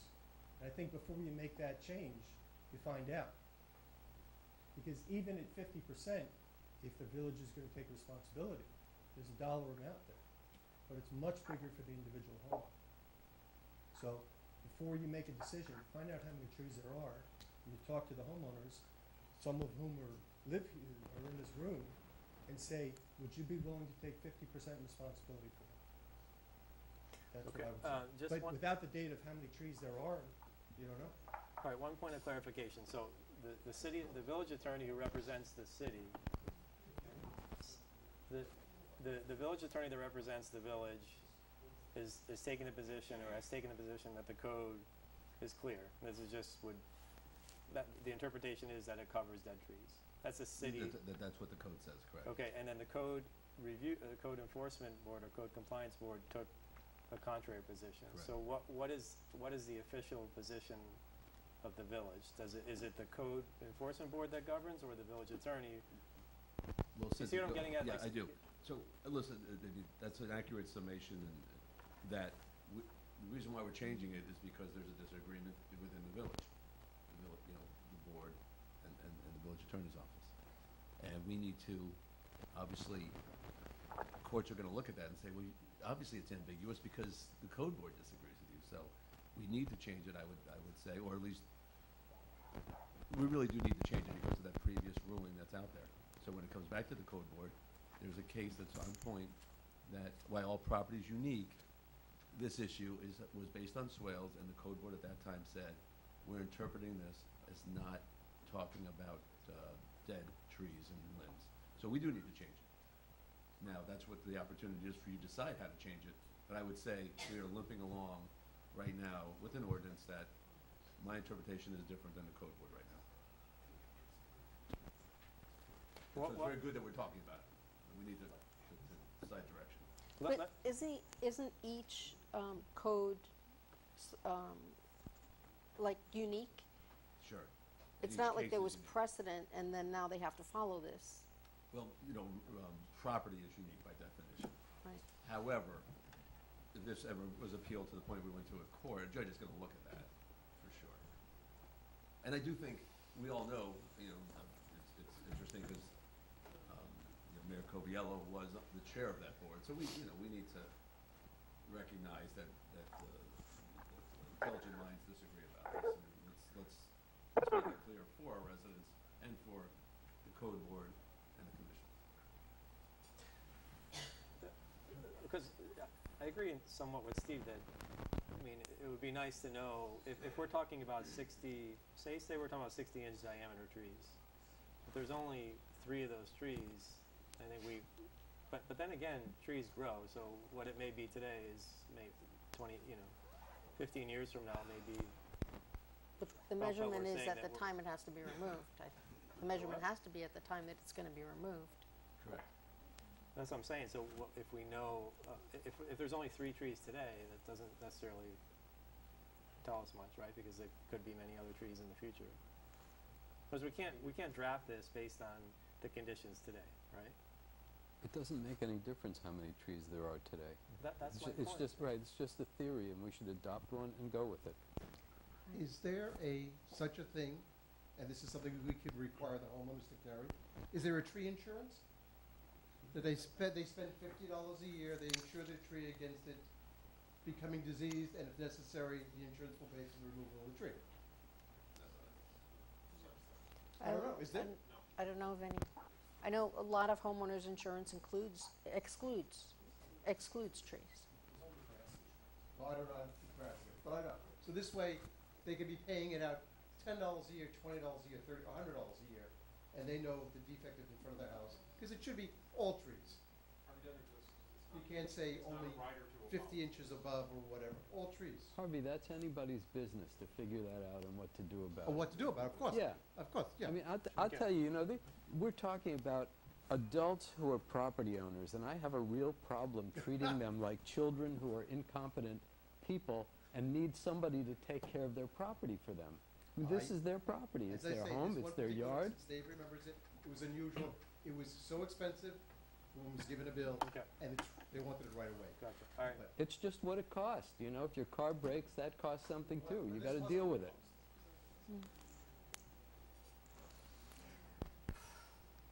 So I made a motion that we clarify the code so that adjacent property owners are responsible for the trees in the swale,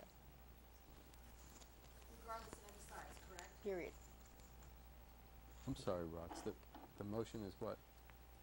I apologize. You never listen to me. Occasionally I do. To clarify the code so that it's undisputed that the property owner, adjacent property owner, is responsible for the trees in the swale. Yes, Okay, you second that? I do. Okay. Again, this is just discussion, so we're gonna have an ordinance and we'll have a further discussion about it. So, all right, motion and second. Commissioner Watts, are you in agreement? Okay. I just want to get some clarification. This is, so the diameter of the tree is being removed from this part of the code. Right, that's regardless of diameter. Regardless of diameter, right? Yes. So in other words, what you're proposing, Commissioner Ross, is all trees are the property owner's responsibility in the swale. Correct. Correct.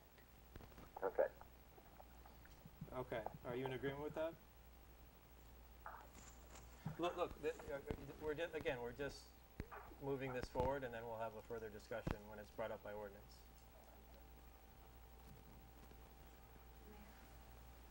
Are you in agreement to move this forward with that language? Commissioner Anderson? Yeah. Okay. I can imagine, and I think someone has indicated this to me, that if something like this were to happen before it were to be passed and become a legal document, that the person would call up City Hall and say, take your tree. I don't want it in my swale. We can't chop down healthy trees. I And think there's going to be a lot Madam- of pushback on this. Mr. City Attorney, is it, in all the codes that you reviewed, is it more common that, and I know that our village is somewhat unique that we have large swales, but is it common for the city or the property owner to take responsibility for maintenance, removal? It's common for the ordinances to say that it's the property owner. So, The property owner's responsibility for the swale. right, that's rather common. Now, from, what the cities do, if there's a tree in the swale, technically it's the property owner's responsibility under their code. If they see it's blocking a stop sign, or, they'll try to handle it because of, it's the right thing to do, but that's what the codes say. There's at least one city that Plantation is very, kind of the opposite, where they kind of take control over all their swales, and they have a whole division of people that do that. So it's not uniform, but Okay. So the way I see this proposal, it's almost like setting the trim. This is going to be the hardest line that we're going to take. And as we get through the ordinance, we can, pull back on it a little Okay. bit. All right. I'm okay moving it forward with that. With, well, I'm not I'd like to look at it further. We'll have further discussion. Okay. All right, so, and then what we'll do is we'll put off to the next meeting, not the special meeting, but the June meeting, we'll put off the discussion about the zones and what's permitted in the swale. I have a thought about that, because, you know, we had recently proposed to do this study for the stormwater, and that those swales play a major role in controlling stormwater. I'm not sure that we should be, you know, delving and spending so much time on what's to be planted into the swales. I know a lot of time's been put in it already, but if we're, you know, going to look for a bigger picture master plan, maybe we don't want to implement something now that's going to have to be revised, you know, a year down the road. Okay. All right, good point. I mean, we'll save that. We can discuss it in June. Mm-hmm. All right, so let's move on to item 10A, records retention. So I know Commissioner Anderson requested this. I think a lot of people have concerns, including me. So, Commissioner Anderson, do you want to say something initially, or would you like to just turn it over to staff and then we'll have a discussion and then you can participate in that discussion? Yes, I'd rather do it that way. Ask staff to speak up a little bit, because what's happening is the mic keeps cutting off and people aren't speaking loud. Okay. Staff, can you speak louder, please? Will do.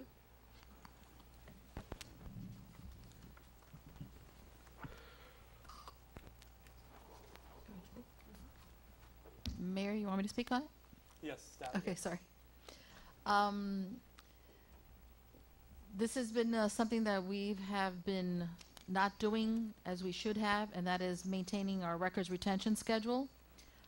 This is one of the things that when the manager came on board, she gave me that, you know, that time and effort that I needed to do that and to get that records retention schedule. This is something whenever I go to any of my clerks association seminars, records retention is a major component that we're always learning on. And one thing is, when it reaches its retention, destroy it. Be consistent, follow the general schedule that we have. If you do it for one, you do it for all. This is just something that is the clerks always are taught to do. Finally, we have the time, we have the ability to do it, and one of the things that we needed to do was our street files and the building permits. Any completed building permit, the retention schedule is 10 years plus 1. So basically, it's anything prior to 2004. We have, based on the schedule, if the permit has been completed, it gets thrown out. Code compliance is a whole other thing. I've provided to you the general schedules. Code compliance records is another retention period. We haven't even touched those yet. That's the next cycle that we will go through. Okay? Now, in the case of the building permits, that we are removing anything that's older than 10 years, we want to be able to put that separate, let residents know that they are there. If they want to come in and get a copy of it, they would be able to do it through a normal public records request. We cannot give them the originals. I've already checked into that. We are the holder of that record. We must keep it. They can come in and bring a copy of it. So we could have that available for a period of 6 months, put it in newsletters, put it in whatever information we have, put it on our webpage, that they're there, available if you want to come and get it. Then after that 6-month period, we would then go to the destruction of the records as per our general schedules. Okay. I spoke to the manager, the attorney, and I have serious issues with getting rid of, in particular, the building records for each house. I mean, I think those records are vital, and as I pointed out to the manager, I mean, I work in almost every municipality in South Florida, and every municipality I know has those records back to, you know, 50s, the 1940s. They're all, whether they're on microfilm or hard copies, every municipality that I deal with keeps those records. So I don't know why we're different. I mean, I don't know if everyone's violating the law, or if there's some way to distinguish those records. And Mr. City Attorney, I know you indicated that we may be able to ask permission to keep records beyond the 10-year period, but no matter what we do, I think it's absolutely important that we keep those records. If they won't fit in Village Hall, we have space in Public Works, as long as they're organized by address and they're easily accessible. That's what we need to do as far as I'm concerned. So if I can just to kind of talk about this for a few seconds, because I think most of us, including myself and anyone that's not a clerk, 95% of what we work with is the public records that exist, whether there's exemptions, what we can release, what we cannot release. And we seldom think about, under 119, there's language that clerks notice a lot more than anyone else, and I know it comes up in their seminars always too, that they shall also destroy documents consistent with the retention schedule. So the state has a retention schedule for just about anything you can think of, and it tells you what it is. Having said that, there's an acronym that I've always heard, which is called HAF, which if a city decides, because there's historical, administrative, legal, or financial significance to documents, they can get that approved by the state to have a different retention schedule. So that's always a possibility, and I think many larger cities in particular, I do know, are keeping documents that are building permits for, because once you microfilm, they're there anyway. The key issue, we obviously have a much smaller organization, but also the key issue is that and Maria said, is that you're consistent. So if, our retention schedule, if it's going to be for building permits and we decide it's not 11 years, it's a different amount, that has to be for all building permits. That's when you get yourself in trouble. If you have certain building permits and not others, and you haven't been approved for your retention schedule. But importantly, so people know, anything that gets destroyed by any clerk goes up to the state with the substance of what that is and gets approved by the state retention clerks. So we're not destroying any records that are not approved by the state retention clerks. You raise a different issue, others have raised a different issue. Can you keep them longer? Why it's encouraged not to? The answer is you can call up there and you can work on a change of retention schedule, partially based on this HAF, historical, administrative, legal, financial, and you can enter into a retention schedule that's different. It's public records. It's one of the most expensive things for large cities and small cities. So that's the public records law. Yeah, and I think on a go-forward basis, we could require building permit submissions to submit a PDF of whatever they're submitting hard copies of. They can submit a PDF. So on a go-forward basis, we'll have those electronically, which will help with space. And then in the future, if we have funds, we could eventually scan the older records, hopefully, but I know that's costly. But in the meantime, we need to find a way to retain them. So if it's asking for permission, then that's what we need to do. And I have a question. The way that the law was explained to me, it was that we have to be consistent, so that if we have police records and then we have homeowners records or house records and building things, that all of them have to be retained or kept. Is that clear, or could it be just consistent with respect to the house files? No, I've seen different records kept. First of all, under the retention schedule, there are different. Yeah. There's automatically different amount of time. Yeah, they're all treated different time. Yeah. Right. Really, the way to when I first saw an email that we don't follow state records, I was nervous until I realized what we were saying is that we keep things longer than we should, which is a problem, but it's not the problem of we're destroying documents that we should, and that's a whole different problem. This is a problem for, as people will tell you, if you keep everything, it's hard to find anything, especially when they're hard copies. So as long as we're approved under a retention schedule, we can go to the state, we can say we want police records kept 5 years longer. And if they approve that, we are good. There's no challenge to that. What we need to do is get with the state, and I know Maria knows this process, to go ahead and tell them what we're doing or what we intend on doing and get that approved. Okay. Yeah. If it's different than the retention schedule. The retention schedule is very clear. I mean, Maria has it, and it's right up there. Oh, there it is. Okay. Because I thought, too, that I came to the conclusion after reading the emails from so many people working in real estate and villagers who've had problems because of records being destroyed, that we should work to change the law. But if we have this ability to go to the state and get permission to keep the records, I think that's the way to go. Okay. Commissioner Ross, do you have anything? I just think that whatever it is we do, we need to be consistent with it.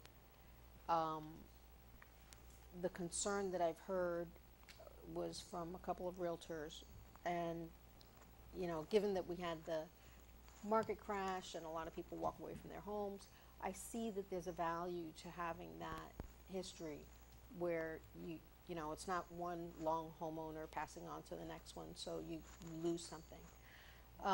But I am concerned about the cost of doing it, and I don't know, I guess I'd like to know, what is it gonna cost us if we're to image all of the, I mean, I'd rather get away from paper, number one, because it deteriorates, and then your record you're trying to preserve is lost anyway. So I'd like to have some idea what imaging all of these documents would cost us. But at this point, and I agree, that's where we should go, but at this point, I think the discussion is whether we should go to the state and get an exception to just keep them, whether it's hard copies or otherwise. I mean, we have space. Right, so I think that we need to give staff some direction. What is it that the commission thinks is of value to preserve? I think what we're talking about is the building records for each. We have a folder for each house that has building Right, permits. the street files. Right, street files. Okay, so that's what we're speaking about. How is it, do they feel like 2 file cabinets? No. How many more? A wall. A wall, that's that wall. In the front, 2 walls. Okay, but we have a Well, whole, we'll have we have a public works building with space. We will. Dave, just for my information, why do we want this stuff? Why do we want this Yeah, stuff? Well, like you know, 40, for- 50-year-old records. You know, the insurance company, Citizens, comes along and says, you know what, you need to prove to us that you have a roof permit for your roof, so you can get a credit for your hurricane insurance. You need to go to the village and request a copy of the old roof permit that you may not have obtained, but the prior owner obtained. So it comes up all the time where you'll need to have that information. Also, full disclosure, if you buy a house and then find out that you've been duped and that repairs or that things are wrong Right, with you it, want to make sure and that Mayor? there's no everything record was of built with permits so that you don't have the village citing you for building something without a permit. So it's important. Mayor, Yes, may I make a Also suggestion to your towards a building solution? plan. sure. The budget season's upon us. We are very busy. We are in temporary quarters. We're not going much further with this project except for the sorting and the creation of the proper filing for those records that we will be using on a daily basis.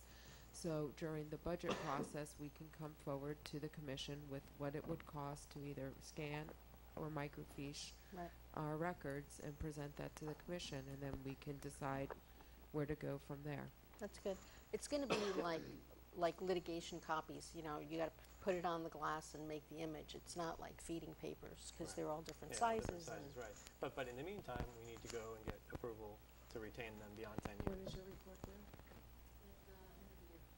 Our report isn't due to the state until September 30th or December 30th? Until December. Our next Okay. report's not due to December. So if we work through this and come forward with the cost, I think it's important for us to have, if it's the will of the commission to retain the records and possibly digitally, I think it's more productive to have the conversation knowing what that would cost. Okay, but whether you retain them digitally or you retain hard copies, you still have to go through the exercise of getting permission to keep them beyond 10 years. Just because they're in digital or microfilm, it doesn't matter. You still need permission, correct? Because you're still retaining, you're technically a retaining. retention schedule that they've accepted and you've accepted. Right, so we still need to go through that exercise, whether we scan them or whether we keep them. And we'll have time to do that after the budget process. Okay. All right, I mean, we'll Commissioner- have this for you in July. Okay. All right, Commissioner Anderson, are you okay? Any comments? Well, let me give you, I think we need to go ahead and pursue with the state, just like you have mentioned. But give you an example. When we went ahead in our annex that we're building now, which is basically we used most of the plans that was from the Computer Learning Center area in City Hall. Those plans must have got pitched. Luckily, I happen to have a set of plans so we could at least work with. It saved us a lot of money. And the same thing with homeowners. If there is no plans for whatever the previous homeowners may have done, a homeowner may have to spend a lot of money to go ahead and recreate those because maybe they want to do some more building. Okay, all right, good point. So we'll move forward with, I think there's a consensus to do that. Move forward with asking the state for permission to keep those records indefinitely. And Well, finding out how much. I don't think we're quite ready to do that yet. Why? Mayor, I have one more thing too, is to go ahead and No, hopefully we get the consent. But we don't know the format that we. Okay, Commissioner, I'm sorry, 1 minute, but the cost of scanning them is irrelevant to the first step, which is to ask permission, because whether you scan them or keep hard copies, you're still subject to that 10-year limitation. But it sounds to me like we need to present a plan to ask the permission, not just, I don't think the state cares whether you have them scanned or hard copies, do they? What you're asking permission to do is to retain them beyond 10 years. The format of those documents is irrelevant to that issue. Am I missing something? Or? Well, there's also the concern of storage. I don't know if we have the storage space. Well, we'll find it. I mean, Where? I have other records that I gotta have to keep permanently. This room, filled. I've gone over into that room behind you. I think, Mayor, I really think it would be more advantageous and logical for us as staff to gather all the facts. What is the process for seeking the waiver? What is the cost Fine. involved for the scanning? Realistically, what is our storage? Because there seems to be also from residents as well as some of the commission misconceptions about how much space we have available to us. That let us get a plan together internally before we go to the state with a plan that we might not be able to support externally. okay, all right, that's fine. No documents are being destroyed. They're being separated out as we need to do. Okay, but the direction of the commission is that we want to retain those records, and you'll move towards pursuing that goal. We'll bring back to you the cost and the logistics involved in doing Okay, that. excellent. All right, reports. Mayor, Yep. I still have one more thing, and I would like to get consensus of the commission to not remove any more files from the property records until this gets settled. But nothing has been removed, correct?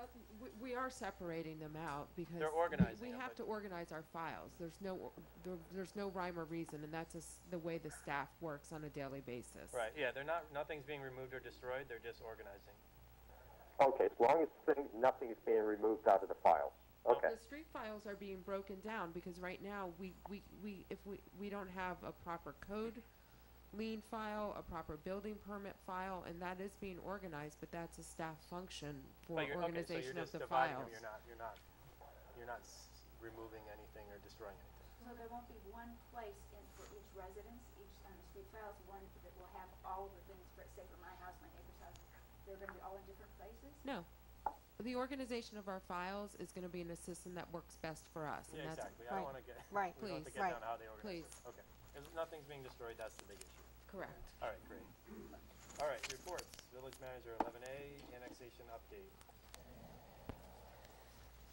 Last week, I met with the North Miami city manager, and we drove around the annexation area and spoke about our annexation applications. He wants to, based on feedback from his commission, he wants us to consider splitting the Biscayne Boulevard street frontage in some way. His proposal is that we would retain the industrial area as well as the multifamily residential. North Miami would take the two office buildings, and then we would catty corner over from basically the CVS Pollo Tropical shopping center down to the point. I don't even think that would be allowed by the county because it would basically, if you watch my hand, it goes up and like that. That does, and then they're here, and then they're over here across the street for that car dealership property. So, in good faith, I'm bringing that idea to you. I don't think that's logical. If we were to seriously consider a split of the Biscayne Boulevard street frontage, my recommendation would be to perhaps have a discussion about taking it from our industrial to the multifamily to the two office buildings and let them have the point from CVS down to the point over on Biscayne.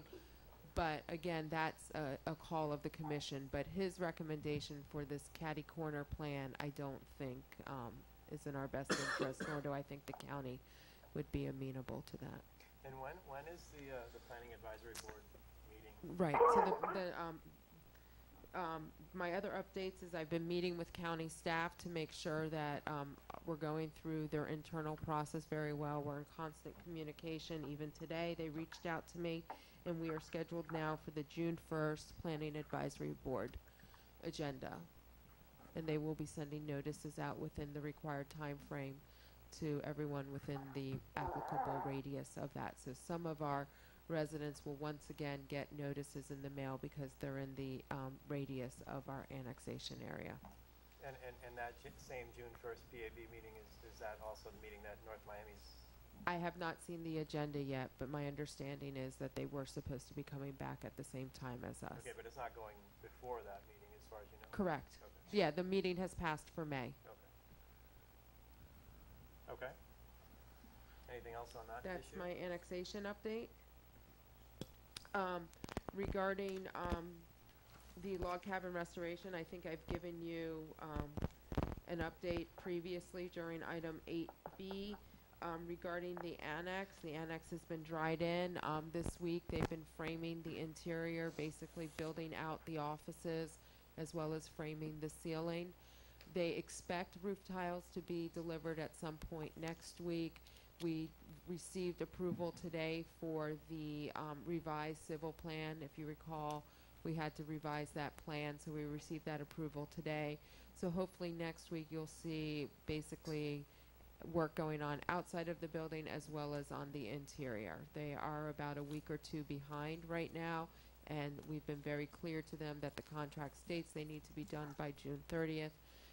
They understand at this time, unless something else happens, I am not entertaining coming forward with an amendment to that time period without a compelling reason, and we expect them to double up and finish. As a, also, last night as well as tonight, there will be some tapping into the water line to bring water to the building. So because of the FDOT project that's going on, we're being required to work overnight on that, and North Miami has been very cooperative, their engineering division, on getting those plans approved, and our contractor is doing the work under his contract.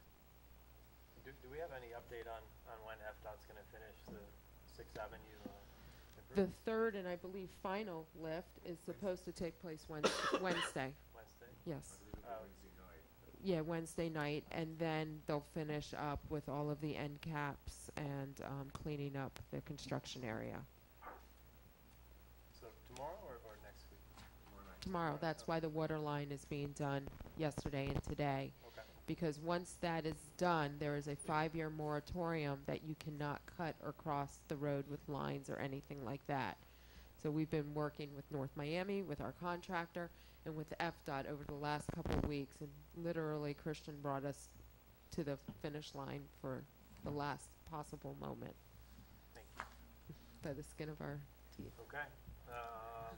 Last item is the budget calendar? Yes, I believe it's on the dais already, and we have prepared the budget calendar for the commission so they can see not only their responsibilities throughout the budget process, but staff's internal plan for when we're putting together the different aspects of the budget, as well as the state, county, and property appraiser or tax collectors deadlines for all of the different components that go into putting the budget together. If you go to the second page, you'll notice that there's a large yellow area that is yet to be filled in. We're looking at our calendars as well as the holidays that happen in the fall to make sure there's no conflicts, but most important to the commission is the first and second hearing on the budget as well as the millage rate.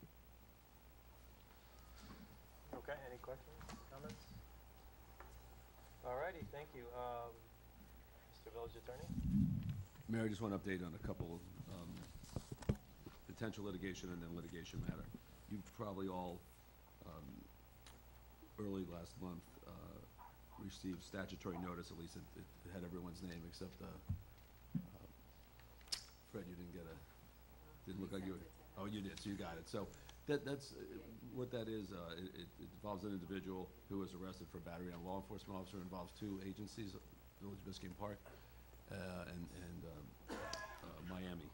So, Miami-Dade County. So we are looking at that, we're sending it out to the League of Cities. We get these every once in a while.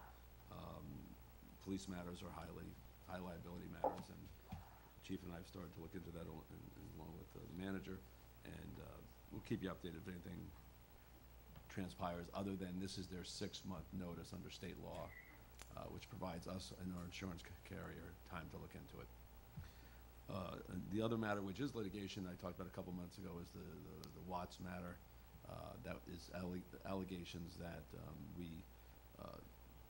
involving 30, 40 police agencies at some point, all allegedly looking at this one officer that made an arrest a couple years ago of a Miami-Dade or City of Miami police officer, and illegally used the David system. That's the allegation, which is the system where you look up someone's license to get their home address, et cetera, et cetera. The League of Cities spoke with them and looked at their pleadings. They have a motion to dismiss on that from the city. The individual officer that's named in that is not with the city, with the village now. Hasn't been for several years, and I don't necessarily think anything wrong at all happened, by the way. But that's looking like, and it's looking very good to dismiss that lawsuit. So that's good news. And that's all I have for you. So just on the first item, so Yeah. that's a notice, and then so a lawsuit hasn't been filed. It's No, not at all. It's just a notice of claim, and there, you know, when you get to bigger police departments, you're getting those once a week. It's simply allegations are being made of excessive force and things like that, or wrongful arrest, and we, you know, what often happens is officers make an arrest for probable cause. Then when it gets to the state attorney's office, for whatever reason, first of all, the standard is beyond a reasonable doubt, completely different standard, or they may look at the probability of conviction or their workload. And then when they do not bring a criminal action, oftentimes that does result in us being noticed that they were wrongfully arrested. Of course, it's a whole different standard, everything else, so. Okay. That's just the very beginning of the process. They may or may not sue. We'll keep you apprised. Okay. All right, anything else for announcements? Thank you, Mayor. Wednesday, May 13th is the Public Art Advisory Board at 6 p.m. Saturday, May 16th, we have our Art in the Park Music Festival. It's from 3 p.m. to 8 p.m. Monday, May 18th, Planning and Zoning Board at 6:30 p.m. Monday, May 18th is the Ecology Board at 6:30 p.m. Tuesday, May 19th, we have our special commission meeting at 6:30 p.m. Tuesday, May 19th, immediately following, we'll have our Crime Watch meeting at 7 p.m. Wednesday, May 20th, Parks and Parkway Advisory Board at 6 p.m. Monday, May 25th, all village departments are closed for Memorial Day. Tuesday, May 28th is Recreation Advisory Board at 7 p.m. Monday, June 1st, Planning and Zoning Board at 6:30 p.m. And our next regular commission meeting is Tuesday, June 2nd at 7 p.m.